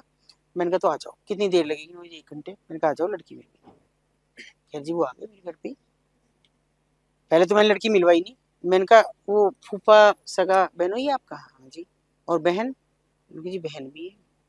मैंने कहा लानत भेजो उस बहन पे, अगर जिंदगी में कभी नाम ना लो उस बहन का बहनोई का, तो लड़की तुम्हें मिलेगी, नहीं नानी निकेतन भेज रही हूँ, बात क्या है। खैर वो आई लड़की, और उन्होंने बहुत चिल्लाई, वो ऐसे थी 15 16 17 साल की, मुश्किल से ज्यादा से ज्यादा 15 साल, हाँ मुश्किल से, बहुत चिल्लाई। एक पापा फूफा जी ने मुझे 50,000 में बेचा है, और अब वो बाप ऐसा सन्न हो गया, ऐसे बैठ गया यूं जैसे मर गया हो, और माँ अलग रो है, सिर पीट रही, और बाप को पीट रही कि तुमने ये है तुम्हारी बहन, ऐसी तुम्हारी बहन। फिर हमने कहा जी अभी कुछ मत बोलना, अब अपनी बहन को बुला लो, खबर तो उस पर पहुंची गई होगी लड़की निकल गई, और आप बहन को बुला लो। उसने अपनी बहन को फोन करा कि भाई कहाँ है तू, मैं तो घर ही हूँ भैया। मेरे को गाँव आ रही है, गाँव क्या हो गया, तेरी भाभी की चोट लग गई, आ जा। हमने कहा ले चलो मैं चलूंगी साथ, ले चले हम लड़की को। मैंने कहा इतनी देर वो दिल्ली रहती थी बहन उसकी, मैं कहा इतनी देर उसे लगेगी, इतनी देर में लगेगी तुम्हारे घर तक पहुँचने। हम पहुँच गए बहन आ गई, और साथ में फूफा जी भी आ गया। देख के सहना पड़ गया बिल्कुल। मैंने कि दरवाजा करो बंद, और इस पर लठ बजा दो आज तुम, जबकि जब देखी जाएगी। उन्होंने कहा जी बात क्या है, मैं 50,000 में बेची लड़की, बता। फिर उन्होंने बताया कि पापा जी मुझे 50,000 में बेचा, और अब 70,000 मांग रहे थे और वापस ला रहे थे कि मैं लेके जाऊंगा नहीं, 70,000 रुपए दे। तो अब बताओ, ये है। बहुत मार लगाई उन्होंने, फिर पुलिस को दिया। उन्होंने कहा जी मैं खुद दूंगा, रिटायर्ड फौजी था, कि मैं खुद दूंगा, पुलिस को ही दूंगा, इस बहन को भी दूंगा अपनी। ये सब पता ही नहीं क्यों नहीं बताई कि कहाँ है लड़की, यूं कहती रही जी खो गई खो गई। उन्होंने कहा भैया मुझे ना पता, मतलब बहन बहनों दोनों की साजिश थी वो। आप देखो क्या इससे ज्यादा करेंगे। मेरे को सुन के ऐसे क्या बीती होगी इस बच्ची पे 1.5 महीने में, सोचो। और मतलब नाजुक सी, कमजोर सी बिल्कुल, और कोई शक्ल सूरत में भी नहीं थी कि अगर यही सोचो कि बहुत सुंदर सी थी या बड़े उसको, कुछ नहीं थी। क्योंकि वहां तो जिस्म का है वो बाजार, जिंदा गोश्त का है वो बाजार, वो चेहरे का नहीं है, खूबसूरती का नहीं है। वैसा कि इंसान का जिंदा जिबह की जाती है लड़की। तो बहुत बुरी घटनाएं हैं, मत पूछो मत कहो, क्योंकि सो नहीं पाओगे सुनोगे ऐसी घटनाएं हैं कि जिनको लेके फिर मैं कई दिन तक मैं रातों को जागूं कि कैसे ये अगर मेरे बच्चे के साथ हो जाता तो क्या होता। और यही कारण था कि मैंने अपने बच्चों को ऐसे रखा बिल्कुल दड़बे में। मेरे बच्चों को कोई नहीं पहचानता, मेरे हस्बैंड को कोई नहीं पहचानता कभी भी, जब तक वो जिंदा भी रहे तब तक भी किसी ने नहीं पहचान। मुझे नहीं पता था क्या होगा। ये सारी लड़कियां, ये तो लड़कियों की बात है, मैंने हाँ। सुना था कि ट्रांसजेंडर्स जो होते हैं वो भी इस धंधे में होते हैं। ऐसा कभी सामना हुआ देखो है? ट्रांसजेंडर्स हैं या नहीं है, लेकिन अभी संस्कृति हमारी बहुत गंदी हुई है। ताजा ताजा मैं आपको बता रही हूँ कि हमारे यहाँ मेरठ जैसे छोटे शहर में जिगोलो चल रहा है। बड़े घरों की औरतें, उम्र दराज औरतें, जिनको लड़के थे, जिनके पति बिजनेस में हैं, बाहर हैं, टूर्स पे हैं, इधर उधर या रिश्ते बनाने में काबिल नहीं, वो उन लड़कों का इस्तेमाल कर रही हैं। वो लड़के पैसा कमाने के लिए जा रहे हैं। क्या मैं आपको गंदगी बताऊं कि मसाज पार्लर के जरिए उनकी बुकिंग हो रही है, स्पा सेंटर्स के जरिए उनकी बुकिंग हो रही है, और उनको घर में जाके सर्विसेज देते हैं कि ये लड़का मसाज हमारा मसाजर है, ये आपको घर में देगा। आपके घुटनों में दर्द है, आपकी चर्बी बढ़ रही है, तो ये आपको मसाज देगा। और वो जिगोलो की तरह काम कर रहे हैं। सोच के देखिए आप कि कितनी शर्मनाक जिंदगी, मतलब किस दुनिया में हम जा रहे हैं नहीं पता। जैसे हम आमतौर पे भिखारी देखते रहते हैं रोड्स पे, प्रेग्नेंट होती हैं, कुछ महिलाएं होती हैं कि बच्चा लेके घूमती रहती हैं, कुछ होती हैं कि लगता है कि दिखने में तो सुंदर है पर समझ नहीं आता कि इतनी छोटी सी बच्ची की भीख कौन मंगवा रहा है। कौन मंगा रहा इसका मतलब कोई, जैसे मैंने स्लम डॉग मिलेनियन भी देखी, इतनी सारी चीजें देखी, बट फिर भी ना कोई ऐसा बंदा जान नहीं पाया है कि कहाँ से आते हैं, सप्लाई होते हैं। देखो वो कभी जान भी नहीं पाओगे, क्योंकि ऐसा ऐसा एक नेक्सस तो होता है जो आप बंद में है, आप पकड़ सकते हैं। एक जो खुले में आज इस चौराहे पे, आज उस चौराहे पे आप नहीं पकड़ सकते। कैसे तय करेंगे? आप डीएनए कराएंगे, कौन पूछेगा आपके डीएनए को, कौन कराता है? अभी मैं रिसेंट की बताती हूँ कि जब हम इस तरह के बच्चों को चिन्हित कर रहे थे कि जो पढ़ाने में इंटरेस्टेड हो और वो बच्चों को हमें दें, तो ऐसी एक महिला मुझे मिली और उसने कंबल सा ओढ़ रखा। अभी मार्च की बात है, और ज्यादा से ज्यादा उसकी फोटो आपको दिखा सकती हूँ, ज्यादा से ज्यादा उसकी उम्र होगी 22-23 साल की। तो उसके 2 बच्चे, एक 6-7 साल का और एक 4-5 साल की लड़की। कभी ऐसे बच्चों को भी रेस्क्यू करा है आपने? हाँ, भिखारियों अभी को? हाँ उन 2 बच्चों के एडमिशन कराए, अभी बहुत बड़े बच्चों को कराए। फिर आगे क्या हुआ? हाँ, तो उनको हमने मैं बहुत पूछा क्या करते, कोई बोले ही ना। फिर मैंने कभी कहाँ है बच्चे, कहाँ गए, खेलने गए। थोड़ी देर में बच्चे आ गए, उनके हाथ में एक के में एक आधी पी हुई किसी की वो थी फेंटा की बोतल, उसी में से दोनों बार बार पी रहे। एक बिस्किट का पैकेट था, किसी ने दे दिया होगा। तो सांवले से बच्चे थे, बड़ी बड़ी सी आंखें। मैंने कहा बेटा स्कूल जाओगे? हाँ। पढ़ोगे? हाँ। मैंने कहा उससे पूछा तू भेजेगी? उसे कुछ पता ही नहीं, कुछ बोली नहीं, कंबल लपेटे बैठी। किस इतने में एक औरत आती है जो बस का इंतजार कर रही थी, तो उसने कहा जी ये 2 ही ना है इसके, एक और है, और अभी हुआ है 3-4 दिन पहले, और जिस दिन हुआ यही फुटपाथ पे हुआ है, मैं तो रोज बस पकड़ू यहीं से ही। वो बच्चा अब दिख ना रहा, और वो जो पड़ी है ना सामने, इसकी नानी है इन बच्चों की। अच्छा। हमने उसे बुलवाया, मैं उठाइए इसे, समझो ये लाई। मैंने कहा कहाँ बच्चा वो छोटा? मेरी बहन का है। उसने कहा जी नहीं, जबी के जबी यहाँ सौदा करने वाले आगे थे, लोग हम देंगे, हमारा बच्चा नहीं है, हमें दे दें, इतने पैसे देंगे, इतने पैसे देंगे, और ये लेकर भाग गई उस बच्चे को। और ये दो, मैंने कहा भाई ये कौन है? एक ने कही नानी है मेरी, दूसरे ने कहा दादी है मेरी, और मैंने कहा ये कौन है? ये हमारी मम्मी है। तुम्हारा पापा कहाँ बताना? यानी मैं ये मान के चल रही हूँ तीनों बच्चे सड़क के बच्चे हैं जिनके बाप का पता नहीं, और वो मंदबुद्धि औरत थी। तो ऐसे ऐसे केसेस में जिनको पता ही नहीं है, नशा भी करते होंगे वो? नशा ही करते हैं, नशा ही रहता है इनका हर वक्त। वो भी मेरे से औरत यही कह रही है जी सारा दिन नशा कराएं, कहाँ इनके चक्कर में पड़ रही हो, इनके बाल को अगर कर सकती हो तो कुछ कर दो, नहीं तो सारा दिन नशा करें। सूखा नशा, थिनर कपड़े में डाला, मुंह में रखो, सो जाओ, मत खाओ 4 दिन बच्चों खाओ। को भी देते हैं? सिर्फ मरने के लिए पीते हैं उस थिनर को। इमेजिन करेंगे कि पीते रहो मर जाओ, भूख ही ना लगे। न भूख ना प्यास, कुछ नहीं। उस बच्चे को देते हैं जो कंधे पड़ा रहता है। हमारा बच्चा 10 मिनट में रोने लगता है, गर्मी लग जाए तो, ठंड लग जाए तो, वो न गर्मी न सर्दी, कंधे पड़े और निढाल पड़े, कमजोर। हर चौराहे पे देख लो एक औरत और उसके कंधे पे बच्चा।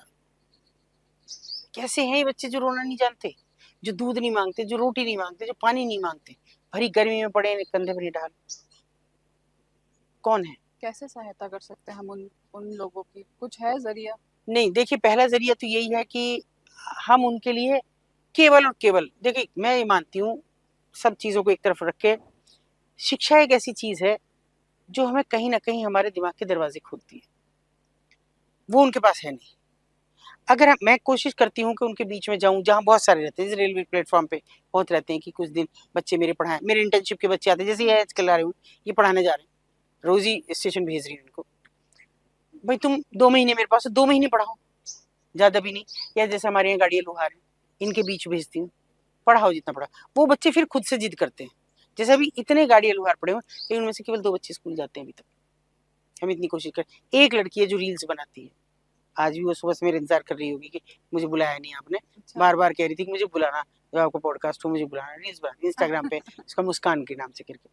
तो ये थोड़ा सा परिवर्तन। और वो मेरे से कह रही है, वो अच्छी 18-19 साल की लड़की है, और मुझसे कह रही है मुझे पढ़ा दो, मैं तुम्हारे घर पे आ जाया करूंगी, मुझे रोज पढ़ा दो, इतना पढ़ा दो कि मुझे अक्षर ज्ञान हो जाए। तो शिक्षा एक ऐसी चीज है कि अगर हम वो देते हैं, हम कह रहे हैं बेटी बढ़ाओ, बेटी बचाओ, बेटी पढ़ाओ, तो केवल उन बेटियों को क्यों बचा रहे हो जिनके माँ बाप हैं? उनको तो उनके माँ बाप बचा लेंगे, नहीं अच्छे स्कूल में पढ़ा हुआ है, सरकारी में पढ़ाएंगे। हर कोई पढ़ा रहा है। आज कौन है जो लड़कियों को अशिक्षित रखता है? कोई नहीं, गरीब से गरीब नहीं है। मगर ये अशिक्षित है, इनकी तरफ देखो ना, सड़क पे पड़े हुए भिखारी हैं।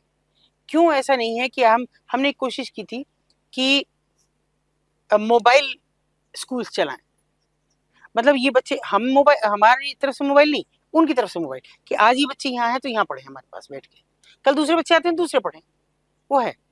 तो हमने केवल उसको, उसी का ये है कि हम लेट मी स्पीक नाम दिया, कि वो खुद से कहें कि मुझे बोलने दो, मैं पढ़ूँ, मुझे पढ़ना है। कहते हैं हमसे बच्चे। एक बच्ची है लक्ष्मी, मुझे अपना फ़ोन नंबर भी दिया कि मेरा एडमिशन करा दो। मैंने कहा बेटा आधार कार्ड के बिना होना मुश्किल हो रहा है, मैं तुझे अक्षर ज्ञान करा सकती हूँ, तब तक तू आधार कार्ड बना। ठीक है, मैंने उसे फ़ोन करा, उसने नंबर दिया था, नंबर था उसके पास। उसने कहा मैं बिहार आई हुई हूँ और अब मेरी माँ भेजनी नहीं कि स्कूल में जाएगी, मैं भेजूंगी तुझे स्कूल, भीख मांगनी है तो मांगनी, तो यही रहे। तो शिक्षा की जागृति बहुत ज्यादा जरूरत है, चाहे वो इन एरियाज में हो, रेड लाइट एरियाज में, या इनमें हो। जितना भी परिवर्तन रेड लाइट एरिया में आया हमारे यहाँ, वो केवल शिक्षा से आया। अगर उनके बच्चे पढ़ पाए तो उन्होंने अपनी माँ को बताया कि तुम जो कुछ कर रही हो वो गलत है, ना किसी और के साथ करो, ना खुद के साथ करो। तो बहुत जरूरी है कि सरकार इस ओर ध्यान दे कि इनकी तमाम, अजीब बात है कि भिक्षावृत्ति अधिनियम केवल मुंबई में लागू है, ओके, और कहीं है ही नहीं। वो है क्या? मुझे एक्ट है वो, अच्छा, एक कानून है कि वहां भीख आप नहीं मांग सकते, पकड़ के उनको जो उनके प्रवास गृह बना रखे उनमें रखेंगे। अभी अभी ये इंदौर में भी आया, मैंने अभी सुना। वो मुंबई में, महाराष्ट्र में, अच्छा, वो केवल महाराष्ट्र के लिए। ओके। तो अब बताइए और जगह क्या भीख नहीं मांग रहे? तमाम जितने धार्मिक स्थल है, भिखारियों की रेंज है। आप मतलब अलग अलग तरह के आपको भिखारी, बूढ़े जवान बुढ़िया सब मिल जाएंगे, बच्चे जो बुरी तरह आपसे, और उनको आप पढ़ने, आप दिल्ली में रहते हैं, चौराहे पे देखिए 2 मिनट में खटखटा, खड़े हो गए रेड लाइट पे, आपकी गाड़ी खटखटानी शुरू कर दी, आप शीशा उतारे, उनसे कही बेटा मैं पढ़ाऊंगी तुझे, रोज तेरी जगह पे आके पढ़ाऊंगी, ऐसा हो जाएगी आप जानती नहीं, चली जाएगी, है ना। मेरे यहाँ चौराहे पे भी आप निकलेंगी, एक लड़की बैसाखी लिए हुए आपको चलती मिलेगी, आपकी गाड़ी खटखटाएगी, और आपकी गाड़ी निकली नहीं कि उसने बैसाखी रखी और अब दूसरी रेड लाइट का इंतजार करने लगी कब होगी। जैसी रेड लाइट हुई बैसाखी उठाई फिर चल दी, लंगड़ी नहीं है मगर बैसाखी है। तो ये टेक्निक कौन उन्हें दे रहा है? ये सरकार का दायित्व है कि इन चीजों को जाने, इन पे कमेटीज बन रही है, आयोग बन रहे, क्यों बन रहे हैं? सफेद हाथी है ये सब, कोई किसी पे ध्यान नहीं देता, कोई किसी की तरफ किसी की नजर नहीं। मुझे मेरे बच्चे कहते हैं तुम्हारी आदत खराब है, कोई बच्चा दिखा नहीं। मतलब ऐसा भी हो जाता है कि हम लोग आ रहे थे कहीं से घूम के, एक जगह बच्चे कहने लगे हमको चाय पीनी है, चाय पीने लगे और रात हो रही थी, तो वो बना हुआ था बस स्टैंड का शेड बना हुआ था, यात्री शेड जो बने रहते हैं, तो वहां पे कुछ अजीब सा मेकअप करके एक औरत आके बैठी, और गंदा सा उसने एक सूट पहन रखा सफेद रंग का, और दुपट्टा ऐसे रखा, पैर पे पैर रख के ऐसे बैठी। थोड़ी देर हुई, ये बच्चे जब तक चाय पी के आए, मैंने एक से कहा, और भी थे, स्टाफ से भी थे कुछ, मैंने कहा जरा नहीं इसको देखना। मैंने कहा ये तो इतने में उसके पास कोई लड़का चला गया। मैंने कहा भाई ये इस औरत के साथ कोई जाती ना हो जाए। मुझे मेरी बेटी कहने मैम क्या है देखते रहो। मैंने कहा भाई तुम मत करो, मुझे देखना, तुम मत बोलो। वो लड़का गया और वो चला गया मुस्कुरा के उसके पास से। मैंने कहा भाई या तो इससे इसकी सेटिंग हुई है या ये इसको पैसे का ऑफर दे के गया। फिर मैंने अपना एक वॉलंटियर था उसको भेजा, मैंने कहा तू जा। थोड़ी देर में वो बेतहाशा हंसता हुआ आया। मैंने कहा क्यों हंस रहा है? कि वो आदमी है और वो शादी ब्याह में नाचता है। अभी वो आ रहे बाजे वाले, तो वो नाचते नहीं नचनिया बन के और कुछ वोच करके कि ये वो है। तो मतलब दिल से ही बात जानने की जरूरत है कि मैं कहीं भी हूँ तो मैं उसे देखना चाहती हूँ क्या हो रहा है। कोई बच्चा मुझे भी सूरता दिख जाए, मैं जरूर पूछूंगी अकेला क्यों खड़ा है, कोई है कि नहीं, चाहे मुझे कितनी भी देर हो जाए। तो वो सरकार क्यों नहीं, जिनके पास दायित्व है वो क्यों नहीं कर सकते इस चीज को? क्यों नहीं? आप इग्नोर करके निकलते हैं। आप कहते हैं भीख मांगने की प्रवृत्ति बढ़ रही है, भिखारी है, डांटो इन्हें, फटकारो। मगर कितने लोग हैं जो उनसे पूछते हैं कि भाई तुमको क्या चाहिए, रोटी ले लो, खाना खा लो, ये मत करो। एक बच्चे की पढ़ाई का खर्चा मैं देती हूँ, तुम यहाँ पढ़ लो। नहीं करते हम। सरकारी स्कूल खाली पड़े, 70-70 हजार रुपए उनको सैलरी मिल रही है। क्या सरकार एक बार भी कहती है कि ऐसे बच्चों को ढूंढो और उनको करो? और इससे बड़ा सच बताती हूँ मैं तुम्हारे कैमरे के सामने, इससे बड़ा सच ये है कि सरकार बाल श्रम के विरुद्ध करती है। बाल श्रम उनके लिए स्कूल्स बने हुए हैं, उनके बच्चों के लिए, कि वो बच्चे बाल श्रम ना करें मजदूरों के, उनके बच्चों के लिए स्कूल बने हुए हैं। उनके लिए इस तरह के NCLP चले, राष्ट्रीय बाल श्रम परियोजना चली और उसके तहत स्कूल्स चले। वो उनके लिए कि जो बाल श्रमिक बच्चे थे वो छुड़ाए गए। 50-50 बच्चों का एक स्कूल चला। हमने ये कोशिश की कि वो बच्चे भी तो हैं, वो भी तो मजदूर हैं, कि उनको उस काम में उनके माँ बाप, उनकी माएँ जो मजदूरी करें वो मजदूर नहीं है क्या? जब उनको हम वर्कर मान रहे हैं तो उनके बच्चों कर दिया, बिल्कुल स्पष्ट मना कर दिया कि नहीं। हमने कहा भीख मांग रहे हैं वो बच्चे, मैं कन्विंस करके लाऊंगी। हर रोज मेरी जिम्मेदारी मेरे वॉलंटियर की कि आपके इस बच्चे को फ्री में यहाँ इस स्कूल में पढ़ेगा। मैं भी वो स्कूल चला रही थी, ऐसा नहीं मेरे पास भी नहीं थी, मगर साफ मना हो गया कि इनमें से एक बच्चा नहीं जाएगा। जो बच्चे हम आइडेंटिफाई करेंगे वो बच्चे जाएंगे। तो सरकार का है ही नहीं दायित्व, सरकार चाहती नहीं है। जब उनको वोट चाहिए तो वो बहन जी हो जाती हैं सेक्स वर्कर्स, है ना, और जैसी वोट खत्म हुई तो वो एक औरत रह जाती है। क्यों तब आपका उनकी तरफ ध्यान नहीं जाता है? क्या चीज नहीं दिखती है? नया नया हो रहा है कि भिखारी बच्चे बढ़ रहे हैं, साथ ही आप जानती हैं सेक्स टूरिज्म बढ़ रहा है, जो इन छोटे बच्चों को इस्तेमाल कर रहा है। छोटे बच्चों को बाहर से विदेशी आएगा, उसको घूमने जाना है, वो आपसे, आपका बच्चा 20,000 25,000 रुपए में ले जाएगा कि 8 दिन में छोड़ जाएंगे। वो लगेज उठाएगा, मगर वो लगेज के लिए नहीं होता ताकि होटल में रेड ना हो, वो बच्चे का सेक्सुअल एक्सप्लॉयटेशन होता है। ओके। जिस हालात में कॉमनवेल्थ गेम्स के जरिए के टाइम पे जिस हालात में बच्चे हमारे यहाँ से गए और जिस हालात में 17 बच्चे हमने वहां से निकाले, वो इस हालत में थे कि जिंदा भी कैसे थे ईश्वर जानता है। तो सरकार के दायित्व नहीं है, सरकार की मानसिकता नहीं है कुछ ऐसा करने की, लोगों की मानसिकता नहीं। सरकार को छोड़ दीजिए, लोगों की मानसिकता नहीं। आप एक अच्छे से अच्छे किसी आदमी को जो बहुत अच्छा हो व्यवहार से, सब चीज से, आप उसे चुनाव में खड़ा कर दीजिए, अगर उसको 10 वोट मिल जाए। एक गुंडे को खड़ा कर दीजिए जिसने 10-20 कत्ल कर रखे उसे मुकदमे, वो उसका पासपोर्ट भी बनेगा, वो विदेश भी जाएगा और वो चुनाव भी जीतेगा। तो किस लिए? और दूसरा रही से ये है कि फिल्में उसे बढ़ावा देती हैं, कि दिखा रही है कि वो इतना बड़ा क्रिमिनल है, लेकिन वो नेता है, उसके सामने पुलिस उसके पैर छू रही है। कौन सी चीज पे हम फोकस करें बताइए? मैंने 31 सालों में वो कड़वे अनुभव देखे हैं कि जिनको सुन के मैं खुद से ही दहल जाती हूँ। शायद सामने वाला दहलता है नहीं दहलता, मैं उन्हें याद करके दहल जाती हूँ कि कैसे कैसे जिंदा हैं लोग ऐसी चीजें देख के भी, और कैसे सो पाते हैं रात को, कैसे खा पाते हैं। जब एक बच्चे के भी सूरत, मैं इससे ज्यादा नहीं कहूंगी कि मेरे पास मैंने जाने क्या सोच के, और चूंकि कभी कभी कर लेते हैं हम, मैंने एक संस्था के साथ मिलके, बड़ा इंटरनेशनल ऑर्गेनाइजेशन के साथ मिलके एक छोटा सा प्रोजेक्ट चलाया चाइल्ड सेफ्टी के लिए। और वो हमने केवल गाजियाबाद स्टेशन से और सहारनपुर स्टेशन तक हमने ये 7-8 जो स्टेशन पड़ते थे उन पर केवल हो, क्योंकि बच्चा जब भागता है, रनअवे हो, सड़क का बच्चा हो, एब्डक्शन किया गया, कुछ भी किया हो, वो स्टेशन के जरिए भागता है। क्योंकि रेल सबसे आसान साधन है कि जहाँ बिना टिकट चढ़ जाओ जनरल में, वो बच्चे भागते हैं। और आप यकीन नहीं करेंगे, वो 10 महीने का मेरा एक प्रोजेक्ट था। 10 महीने में मैंने 10,000 बच्चे आइडेंटिफाई किए और उन बच्चों में 3,000 तो घर भेजे, उनके घर ढूंढे। 6-6 महीने बाद ढूंढे। एक ऐसी बच्ची का घर तो 6 महीने बाद ढूंढ पाए कि जिसने अपनी माँ की गोद में चढ़ के कहा कि सामान इतना प्यारा था, बच्चे को छोड़ता है कोई, सामान को लेके उतर गई। क्या झेला होगा उस बच्ची ने, 8-9 साल की बच्ची। मैंने ऐसे 3,000 बच्चों का होम प्लेसमेंट किया जो ऑन रिकॉर्ड मेरे पास है, जिनको घर भेजा। कितना आसान है टेक्निक। अब कितनी आसान है कि आप एक बच्चे का आधार कार्ड का आप फिंगरप्रिंट लीजिए, उसका आधार कार्ड आ जाएगा। और नहीं भी तो अगर वो बच्चा इतना, एक बच्ची ने हमको बताया कि मैं पाली गांव की रहने वाली हूँ, मैंने कम से कम 50 पाली ढूंढी होंगी, कहीं नहीं छोड़ी। हरियाणा, यूपी और आगरा, फरीदाबाद, कोई जगह नहीं छोड़ी। और अंत में वो जाके मुझे कहाँ मिला, एक राजस्थान में पाली था एक जिला, जो कि वो गांव बता रही थी। और हर जगह हम लेके गए, अपने खर्चे से, सब चीज से हम लेके गए। और हर जगह लड़की जैसे ही गांव के पास जाए तैसे ही कहते नहीं नहीं ये नहीं है मेरा गांव, ये नहीं है। और फिर हमने क्या किया, जब हम सब जगह वहां भी नहीं ढूंढ पाए, हम पाली में भी, राजस्थान में भी जाके बता ही नहीं पा रही थी वो, वापस आ गए। फिर हमने कहा ठीक है भाई, अभी एक काम करते हैं कि दिल्ली जीआरपी से बात करते हैं। किसी ने तो कहीं ना कहीं कुछ लिखा होगा। दिल्ली जीआरपी में तो नहीं हुआ, लेकिन गाजियाबाद जीआरपी में उसकी मिसिंग लिखी हुई थी 6 महीने पहले। वो उतरे, ट्रेन चल दी, जनरल थी, जल्दी चल दी और बच्ची को नहीं उतार पाए। भीड़ इतनी थी, सामान तो खिंच गया, बच्ची नहीं खिंच पाई। गाजियाबाद में जीआरपी में उसकी रिपोर्ट लिखी हुई थी और उसका नाम नंदिनी था, घर में कल्लू कहते थे, और पूरा एड्रेस उसका सब वो पर लिखा के गए थे। और आप सोचिए कि वो रातों रात चले, वहां से आए और बच्ची यूं कूद के, मैंने अपने घर में ही रखा उसको, और गोद में चढ़ गई। और फिर इनको, पापा ऐसे थोड़ी छोड़ते हैं बच्चों को, सामान तो उतार लिया और अपनी नंदिनी को छोड़ दिया वहीं।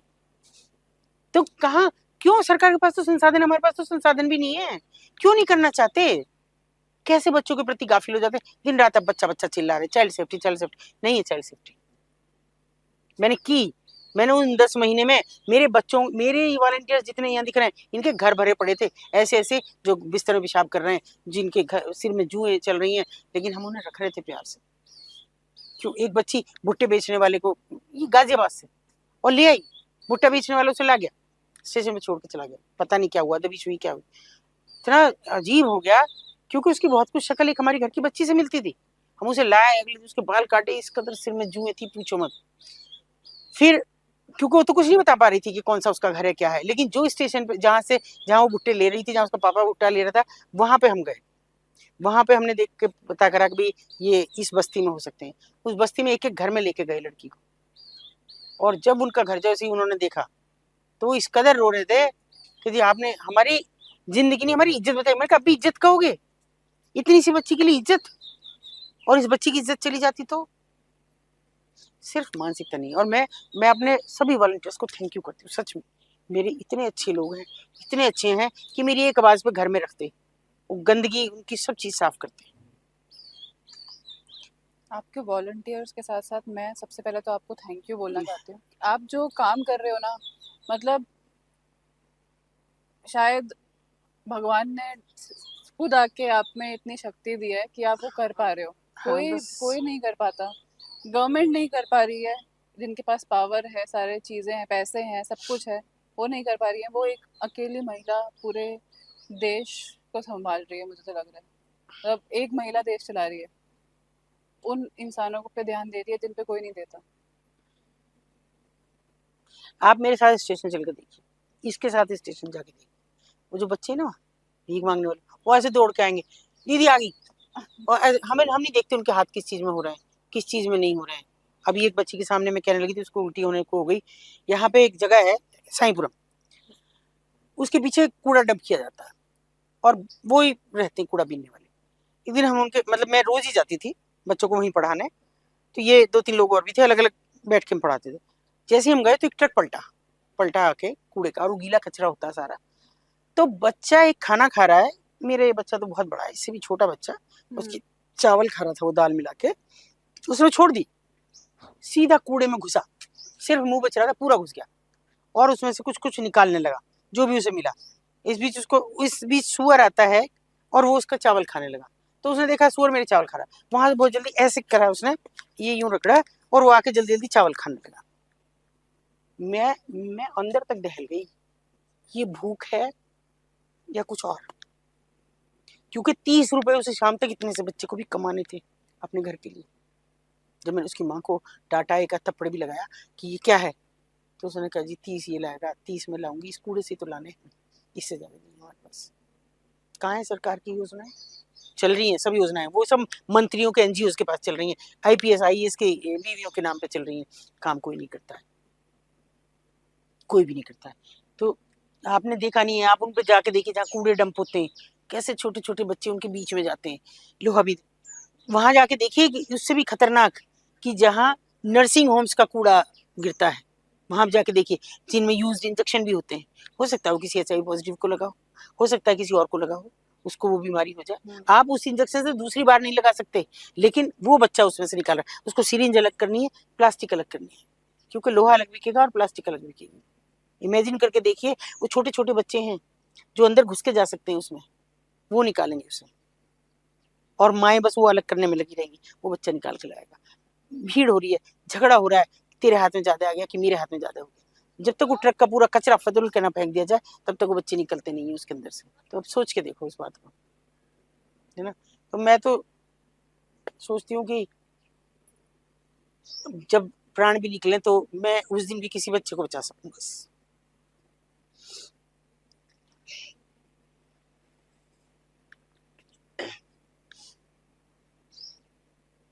मुझे मेरे बच्चे कहते हैं कि मम्मी तुम ज्यादा सेंसिटिव हो गई हो, क्योंकि ये बच्चा है सामने भी, हमारा ही घर है ये सामने वाला, अगर ये वहां भी जा रहा है तो मैं इसके पीछे देखने भेजती हूँ, इनके चोरी से जाती हूँ। ये मुझे डांटती हैं, क्या मम्मी चाची के घर ही जा रहा है ना।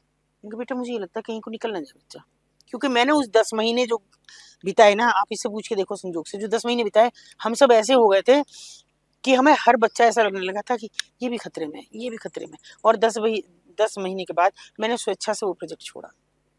मैं नहीं कर पाऊंगी, क्योंकि मैं नहीं कर पाऊंगी, मैं किसी दिन मेरा हार्ट फेल हो जाएगा, और भी बहुत सारे काम है, मैं नहीं कर पाऊंगी। मानती हूँ मेरी गलती है वो, पर उन बच्चों की तरफ देखो ना एक बार, खुली आंख करके देखो कैसे जी रहे हैं वो, उनकी माएँ कैसे जी रही होंगी कि एक कांटा लगे बच्चे को तो हमें दर्द होता है, और वो उस कांटे में घुस रहे हैं, सीरिंज में गंदी पट्टियां हैं, डिलीवरी के सब कपड़े हैं, वो रुई हैं, सब अलग करनी है, रुई छांटनी है, ब्लड लग रहा है वो अलग करना है, बची हुई रुई अलग करनी है। और आप जानते हैं उन रुई का क्या होता है, उसके सबके तकिए भरे जाते हैं, गद्दे भरे जाते हैं, जो बाजार में इस तरह से बिकते हैं। तो किसकी कौन सी, हम नहीं है कौन से हिंदुस्तान में जी रहे हैं नहीं पता, मुझे नहीं मालूम है कि मैं तो सोचती हूँ कि हम क्यों जिंदा है, अगर क्यों बच्चे पैदा, मैं उन्हें भी डांटती हूँ कि तुम क्यों इतने बच्चे पैदा करते हो, जब इनको जिंदगी नहीं दे सकते, इनको कुछ दे नहीं सकते, तो मत पैदा करो ऐसे बच्चे। हाँ, भगवान का बस मैं यही कृपा मानती हूँ कि मुझे इतने अच्छे लोग ना दिए होते तो शायद मैं कुछ भी ना कर पाती, कुछ भी। जा जाके रात रात भर, और ऐसा ही नहीं है केवल ऐसे ही बच्चे मिले, ऐसे भी बच्चे मिले कि बैठे हैं, 3-4 बच्चे आ गए, एक बच्चा बहुत ही रो रहा है, मुझे घर जाना नहीं ढूंढ पा रहे हैं, लगातार लग रहे हैं, स्टेशन पे भागे फिर रहे हैं, नहीं मिल रहे। एक बच्चा ऐसे लगाए बैठा आराम से, मैंने उससे दूसरे से कहा, मैंने कहा देखो ये बच्चा भी तो नहीं रो रहा, तुम इसे देख के तुमको शर्म नहीं आ रही? तो उठ के बोलता है, मैं नहीं रोता, 5-6 साल का बच्चा था, मैं नहीं रोता, मुझे डर ही नहीं लगता। भैया कहाँ से आया तू, ये तो बता दे। अजी मुझे यूं ना याद मैं कहाँ से आया, बस मेरे घर के पास वो चलते हैं जुगाड़। अब जुगाड़ तो हमारे यहाँ, जुगाड़ तो समझते ना, जुगाड़ तो हमारे यहाँ बहुत जगह चलते हैं। तो मैंने कहा बेटा मुझे नहीं, आवाज आवे जी जुगाड़ों की बहुत ज्यादा है। अच्छा कहाँ पे है, खैर हम, मैंने कहा ले चलो, कभी यहाँ ले जा रहे, कभी वहाँ, 5-6 दिन हो गए। एक दिन मैंने कहा भाई चलो इधर मवाना भी ले जाओ अभी, उन्होंने कहा हाँ मवाना भी जुगाड़ चलते हैं। 2 लड़के हमारे वॉलंटियर वो लेके से बीच में बिठाया, वो लेके, मैंने कहा मैं आ रही हूँ मैडम, आ जाना फिर भी पीछे से। मैंने कहा मेरे से जो पीछे से गाड़ी लेके चले गए। हम वहाँ पहुंचे तो पूरा बवाल मचा हुआ था। बवाल ये था कि उस सज्जन ने जो बताई थी, वो श्रीमान जी छोटे से जो आए थे, उन्होंने बताया था मेरे घर पे एक तांगा खड़ा होगा, घोड़ा बंध रहा होगा, घास पड़ी होगी, खाट पड़ी होगी, सब चीजें बताई। वो सेम वही घर मिला। वो गए तो एक बूढ़ी औरत आई, उन्होंने यूं करके देखा, हमारा ना है, बिल्कुल मना, हमारा ना, ले जाओ कहीं ले जाओ। अरे कहाँ भैया बताओ तो सही, ये तो बता रहा है, सब चीज बता रहा है, तुम्हारा घर सब चीज बता रहा है, नहीं हमारा है ही नहीं। नहीं है, अच्छा। फिर बोली चलो, आगे चले जाओ मखदूमपुर में इसका घर, वहाँ ले जाओ। फिर वहाँ से चल दिए। मखदूमपुर पहुंचे तो उसकी एक औरत वहाँ झाड़ू लगा रही थी। उन्होंने कहा बच्चों ने, भाई ये बच्चा है जी आपका? उसने देखा ही झाड़ू ली जैसी हाथ में लगा रही थी, और जो उस बच्चे की पिटाई शुरू करी है उसने, तसल्ली से मारा। फिर हमसे पूछा इसे क्यों लेकर आए तुम? अरे मैंने कहा खो गया ये बच्चा, तो इसे लाते ना। ना हमारा मतलब ले जाओ जी, यहाँ से ले जाओ। मैंने कहा भागा कहाँ से है? हमें तो ढूंढते ढूंढते 5 दिन हो गए, हमने तो मदरसे भेज दिया था, ये ना आया, हम ना रखे इसे, ले जाओ। जो आ रहा वही पीट रहा। बाप आया उसने पीटा, माँ आई उसने पीटा। हमने कभी ले जाओ जी, पुलिस में ले जाओ। थाने लाए, थाने वालों ने देख इसे ले आई, यहाँ मत लाइए जी। अरे क्या हो गया इस बच्चे का ऐसा, क्यों ना लाए? ना इसे ले जाओ। अजी तो हमारी छत पे चढ़ गया था थाने के, जीना भी ना, और ये छत पे चढ़ गया और छत पे पतंग लूट रहा था, गिर जाता तो हम तो मरे पड़े रहते, नौकरी चली जाती। हमने कहा इसकी काउंसलिंग करेंगे, आप बैठो, इसके घर वालों को बुलाओ, सबको बुलाओ। इतने में आ गए मदरसे के मास्टर जी, उन्होंने शायद फोन ऑन कर दिया। मदरसे के मास्टर जी ने ये नहीं देखा मैं थाने में हुई कहा हूँ, जो लठ बजाया है उस पर, अंधाधुंध बजाया। अरे कह रहा अपना भागू, अपना भागू, आज ले चलो, अपना भागने कहूँ। वो तो आराम से कह रहा है, पिटता जा रहा, मास्टर जी अपना मारो, हाफिज जी अपना मारो, ले चलो। हमने कभी भागा कैसे? हाफिज जी से कहा, हाफिज जी ने कहा जी ये ना पूछो तुम, हमारे तो मदरसे से कोई भाग ना सकता, यही भागा। कैसे भागा? अब भागने की दास्तान अगर सुनोगी तो उसने 8-10 दिन प्लानिंग करी। प्लानिंग ये करी, कब हाफिज जी जूती उतारे अपनी नमाज पढ़ने के लिए और मैं जूतियों में लैट्रिन करूं। इमेजिन करो आप, इतना शातिर बच्चा। और मैंने कहा क्या जरूरी है तुझे उसी समय लैट्रिन आती? अजी मैं रोज रोक कर रखा है, सुबह जावे नाम है। हाफिज जी जब नमाज पढ़ेंगे जब इनकी जूतियों में लैट्रिन करूंगा, फिर वे जूती धोएंगे कि मेरे पीछे भगेंगे? अब आप सोचो, अपनी भाषा में बिल्कुल उसने ऐसा कहा। और उन्होंने कहा जी यही करा इसने, ये मेरी जूतियों में लैट्रिन करके आया और वहां से भागा। अब मैं पहले जूती धोऊं कि इसके पीछे भागूं? इतना मैंने शोर मचाया, जूती उती धोई तो लंबा निकल गया, और ट्रेन में बैठ के ये सीधे जीआरपी ने हमें पकड़ा दिया कि लो जी ये है बच्चा। अभी तो हर तरह का बच्चा हालांकि हमारे पास आया, पेरेंट्स से परेशान भी आया वो भी, लेकिन जो ऐसे बच्चे थे उनकी मैं तो अब सोचना भी नहीं चाहती। सच बात तो ये है, सोचना नहीं चाहती, डर लगता है। ये कल्पना करती हूँ कि अगर मेरे बच्चे के साथ ऐसा होगा। हालांकि मेरी बेटी मुझे कहती रहती मम्मी अभी हमारे साथ एक बड़ा हादसा हो गया, लेकिन उसके बाद और ज्यादा कमजोर हो गई थोड़ा।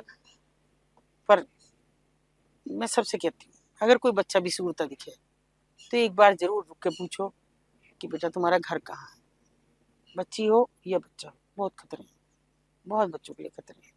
ये जो सेक्स टूरिज्म है, ये बच्चों के साथ इतना इलीगल सेक्स है कि जिसमें बच्चे की जान जा सकती है। बस। आपकी जिंदगी में कोई ऐसा इंसिडेंट देखा आपने, कोई ऐसी कहानी देखी जो मतलब सबसे बुरी थी इन सब 352 लोगों में से? सबसे दर्दनाक कहानी आपकी जिंदगी में जो आपने देखी हो?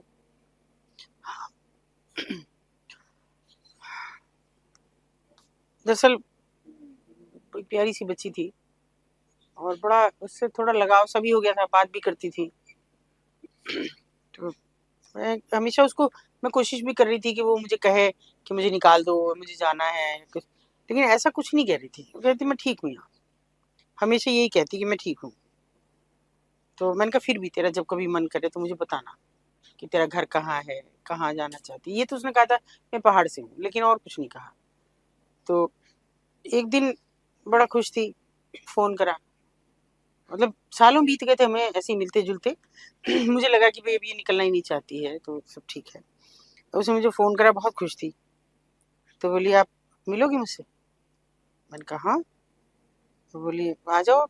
मैं आप नहीं, अभी तो नहीं, अभी शाम हो रही है, कल आ जाऊंगी। कि हाँ जाओ। अगले दिन उसका फिर फोन आ गया, आ रही नहीं हूँ? मैंने कहा नहीं आ रही हूँ। मैं यहाँ चली गई, मुझे उधर जाना भी था कुछ और, इसलिए भी मैंने पहले दिन टाल दिया था कि मुझे कुछ और काम भी था। तो मैं गई, मैंने कहा देख जल्दी बता क्यों इतनी खुश है, फिर मुझे जाना है कहीं। ठीक है। बोली कि मेरे हाथ कस के पकड़ लिए, बोली बहुत प्यारी सी थी कि मैं शादी कर रही हूँ। कि शादी किससे? एक है और आप जानती हो उसे, और वो मुझसे प्यार करता है। अब मुझे घबराहट सी हो गई क्योंकि वहाँ कोई प्यार नहीं करता किसी से। तो मैंने कहा बेटा कौन है ऐसा कि जो तुझसे शादी करने को कह रहा है? तो बोली है चलो मिलवा दूंगी मैं, लेकिन अभी नहीं, तो मैंने कहा नाम तो बता दे। उसने मुझे नाम बताया, और नाम बताया कि मेरी ऐसा हो गया जैसे मेरे कांटों तो खून नहीं है शरीर में बिल्कुल भी। बस मुझसे वो बहुत बड़ी गलती हुई, उस गलती को मैं कभी भुला ही नहीं पा रही, आज भी नहीं भुला पाती हूँ। कि मैंने उसका हाथ पकड़ा, मैंने कहा मेरे साथ आ, मैं उसे नीचे ले आई। अब चूंकि उसे काफी टाइम हो गया था, उसे कोई रोकता वोकता नहीं था, निकलने की बात नहीं करती थी, तो बाहर आ गई मेरे साथ, और मैंने उसे चौराहे पर ले जाके दिखाया कि देखो, जिससे वो शादी बात करी थी उस दिन उसकी घुड़चड़ी थी और मुझे उसी में ही जाना था। तो उसने देखा, 2 मिनट तो यूं देखती रही। उसी उस दिन उसकी गुर्जर। उसी दिन घुड़चड़ी थी उसकी, और वो सामने से आ रहा था घोड़े पे। तो उसने देखा थोड़ी देर, और फिर मैंने हाथ पकड़ रखा था उसका कस के, तो मुझे समझ आ रहा था कि भाई इसको दिक्कत होगी, ये बात की कि कितने सपने इसने पाले होंगे अगर मैं निकल जाऊंगी यहाँ से। तो वो मेरा हाथ छुड़ा के और चली गई। अच्छा, मैं भी मुड़ के नहीं देख पाई, हिम्मत सी नहीं हुई मेरी। मैंने कहा गलती हो गई तुझसे शायद ये, और उसने भी मुड़ के नहीं देखा। मैं घर आ गई, उथल पुथल तो रही मन में, मैंने कहा चलो संभल जाएगी। 2-3 महीने तक हमारे बीच कोई बात नहीं हुई, और लगभग 4-5 महीने बीत चले थे, मैं भी इस बात को भूल गई। फिर मैं सोचा चलो एक दिन होके आऊंगी, पर मैं जाती उससे पहले उसकी मालकिन का फोन आया मुझे, और उसने मुझे कहा कि दीदी, रो रही थी वो, दीदी यहाँ पे आ जाओ, एक नर्सिंग होम का नाम लिया, यहाँ पे आ जाओ। मैंने कहा क्या है, और चूंकि नर्सिंग होम शहर के नजदीक लगते हुए शहर में था, इसमें नहीं था, तो मैं चलो मैं आती हूँ, आ जाओ, टाइम नहीं है। मैं गई, आधा पौना घंटा मुझे लगा, और मैं वहाँ गई तो मतलब मैं क्या बताऊँ, जो इतनी खूबसूरत लड़की, और उसकी केवल खूबसूरती से ही मुझे उससे अजीब सा अट्रैक्शन हो रहा था, और वो इतनी इतने बुरे हाल में थी कि उसकी उंगली जैसे मेरे हाथ पैर, और चेहरा काला पड़ रहा, और अजीब वो पपड़ाए से हो। मैं बता भी नहीं सकती कि वो किस कदर मतलब डरावनी लग रही थी मुझे उस समय। मैंने कहा इसका क्या हाल हुआ, तो रोने लगी। मालकिन जो इतनी कठोर भी रहती है ये, रोने लगी कि दीदी ये तो इसे HIV पॉजिटिव हो गई। अरे मैं चिल्लाने लगी, मैंने कहा क्यों, तुम लोगों ने प्रोटेक्शन का क्या हुआ, और कब ये सब। तो मैं उसका हाथ पकड़ के बैठ गई, तो उसने कहा हाथ मत पकड़ो, तुम्हें भी हो जाएगा। मैं कहा बेटा ये छूने से नहीं होता, मैं तुझे दिल्ली लेके जाऊंगी और वहाँ एम्स में कराऊंगी, मैं इतनी मेरी जानकारी है तो मैं कराऊंगी तुझे। तो बोले ना, अब नहीं। मालकिन ने कहा दीदी अब कुछ नहीं हो सकता, अब तो डॉक्टर अभी तो कह के गए कि ये 10 मिनट की 15 मिनट की मुश्किल से। अब मेरे लिए, और पियो को पता है आपको, रोती रोती कहे जा रही थी, पता है आपको ये उसका इंतजार कर रही है। कि मैंने कहा उसका क्यों, बोले दीदी इसने तो उसे भी वही रोक दिया, इसने उसे बताया नहीं कि इसे पता है कि शादी हो गई तेरी, और ये इससे हर रोज मिलती रही, और खुद में हमसे तो कहती रही कि मैं प्रोटेक्शन के साथ हूँ, लेकिन इसने अंदर कोई प्रोटेक्शन नहीं लिया। कोई भी आता रहा, क्योंकि इसने अपने आप को ऐसे खर्च किया कि दिन में 20 आ जाओ 25 आ जाओ, इसने किसी को मना नहीं किया। सुंदर थी तो इसको ज्यादा मांग थी इसकी, तो इसने किसी को मना नहीं किया। हमारे मना करने के बाद भी हमें तो तब पता लगा जब ये बहुत बीमार रहने लगी, इसको बुखार नहीं उतर रहा था, तो हम इसे लेके गए, जा नहीं रही थी, लेके गए तो वहां जाकर पता लगा कि ये तो आखिरी स्टेज पे है। इसने इस तरह अपने आप को खर्च किया। और मैंने कहा फिर उसको क्यों, उसकी तो शादी हो गई थी। तो बोली उससे बदला लेने के लिए, और बताया नहीं इसने एक दिन भी उसे कि मुझे बताया कि तेरी शादी होगी। हर दिन मिलती रही, हर दिन वो वायदा करती, अब उससे बस उससे अब ये नहीं कहती थी कि तुम उससे शादी कर ले, लेकिन मिलती हर दिन। और अब ये इस इंतजार में है कि वहां से उसकी खबर आ जाए। उसको भी कह दिया डॉक्टर्स ने किसी और नर्सिंग होम में वो। मैंने कहा तुमको कैसे पता लगेगा, बोली मैंने कोई छोड़ रखा है कि जैसे उसकी खबर आती है, कह रही मैं जब मरूंगी, जब उसके मरने की खबर आ जाएगी, इतने नहीं जाऊंगी। और सोचो तुम कि जैसी उसकी खबर आई ना, मालकिन एकदम निढाल सी होकर बैठ गई।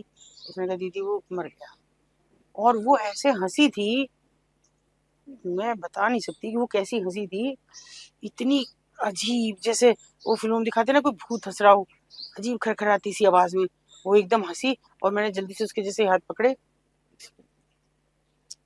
नहीं हुआ, बहुत लोड़ा, ठंडे हाथ थे, और अजीब सी, मतलब लगी नहीं रहती ये वो प्यारी सी बच्ची है जिसमें चेहरा भर के भी कहूँ तो कितनी सुंदर है, और वो इतनी बदशक्ल होके, और इतना इतना बड़ा रिवेंज मैंने अपने जीवन में कभी किसी का नहीं देखा जो उसने उस प्यार के बदले उस लड़की से लिया। वो भी गया, और वो चली गई। और उसके बाद मैं महीनों नहीं गई, कहीं भी नहीं गई, महीनों उधर भी नहीं गई। कोई बहुत सूचनाएं आई कि उस लड़की आई है, नई लड़की है, बिक जाएगी। मेरा मन ही नहीं किया। अब किसको बचाना है? अब तो मुझे और मैंने उसके बाद, मैं सच कहूँ आपसे विषय जी, कि मैंने उसके बाद कभी किसी लड़की से बहुत अंदरूनी रिश्ता रखने की कोशिश नहीं की। कोई बहुत मेरी तरफ देखती भी तो मैं मुंह फेर लेती थी। मैंने कहा नहीं, अब नहीं, अब तो कुछ इतना बुरा हादसा हुआ है और मेरी वजह से हुआ। मुझे हमेशा लगता है कि मेरी वजह से हुआ, कि अगर मैं उसको नहीं बताती तो शायद ये हादसा ना होता, वो जिंदा होती आज। और उसे मैं कभी नहीं भूल पाऊंगी, कभी भी। हाँ, तो 23-24 साल की उसकी उम्र थी उस समय, उसने दुनिया छोड़ दी। तो अनकही कहानी है ये ऐसी, जिनका मुझे लगता है कि आप इतने बड़े इंसान हो, इतनी सारी आपने मुसीबतें देखी हैं दुनिया में, और फिर भी आज भी आप उन्हीं लड़कियों के लिए काम कर रहे हो जो, पता नहीं आपको कैसे मैं थैंक यू बोलूं इस दुनिया की रक्षक होने का। ऐसे भक्षक समाज में, दुनिया में रक्षक होने का जुनून लिया। बहुत बहुत धन्यवाद आपका, बहुत ज़्यादा धन्यवाद कि आपने ये सारी कहानियाँ दुनिया के साथ शेयर करने का जो स्ट्रेंथ है, जो हिम्मत है, जो ताकत है, शायद मैं इतनी स्ट्रॉन्ग इंसान से आज तक नहीं मिली जितनी स्ट्रॉन्ग आप हैं। तो इसी के साथ धन्यवाद। जीवन के साथ जुड़ी है, जीवन के साथ ही जाएगी, तो कभी जानी ही नहीं है कहीं, है ना। अब मैं मतलब मेरे को प्रश्न पूछते हुए भी ऐसा नहीं लग रहा था कि मैं पूछ रही हूँ तो आपको वापस से वो सारे ख्याल आ रहे हैं, लेकिन बस नहीं, तो आना भी चाहिए समझ के सामने कि क्या बीत रहा है वहाँ। ये सब जितना भुला दो शायद उतना अच्छा है। बहुत गंदी दुनिया है, अलग दुनिया है। वहाँ जाके जब देखते हैं ना, ऐसा लगता है कि हम कहाँ आ गए, ऐसे भी जीते, ये भी जिंदगी है। और सच तो यह है कि उसके बाद मैं ये तो मैंने मन में प्रण ले रखा है, मैं कभी कोई लग्जरी नहीं लेती, कभी भी।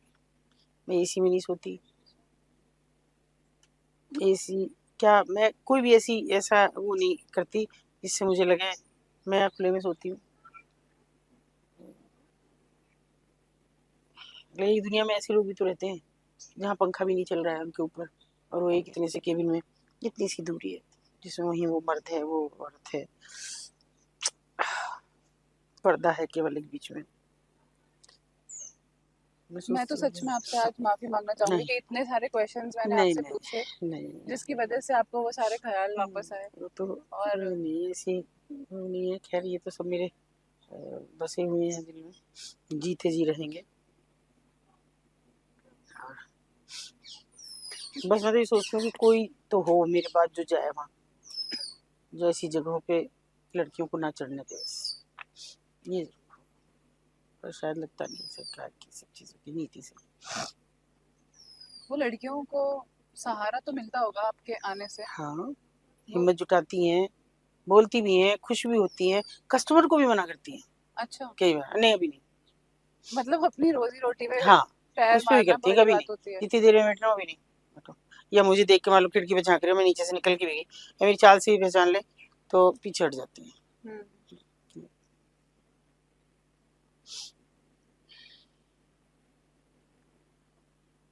मैं आज तक आप जैसी महिला से कभी नहीं मिली, और आशा करूंगी लेकिन कि आप जैसी और हो, बिल्कुल हो, ताकि बिल्कुल। ये समाज थोड़ा बेटर हो सके।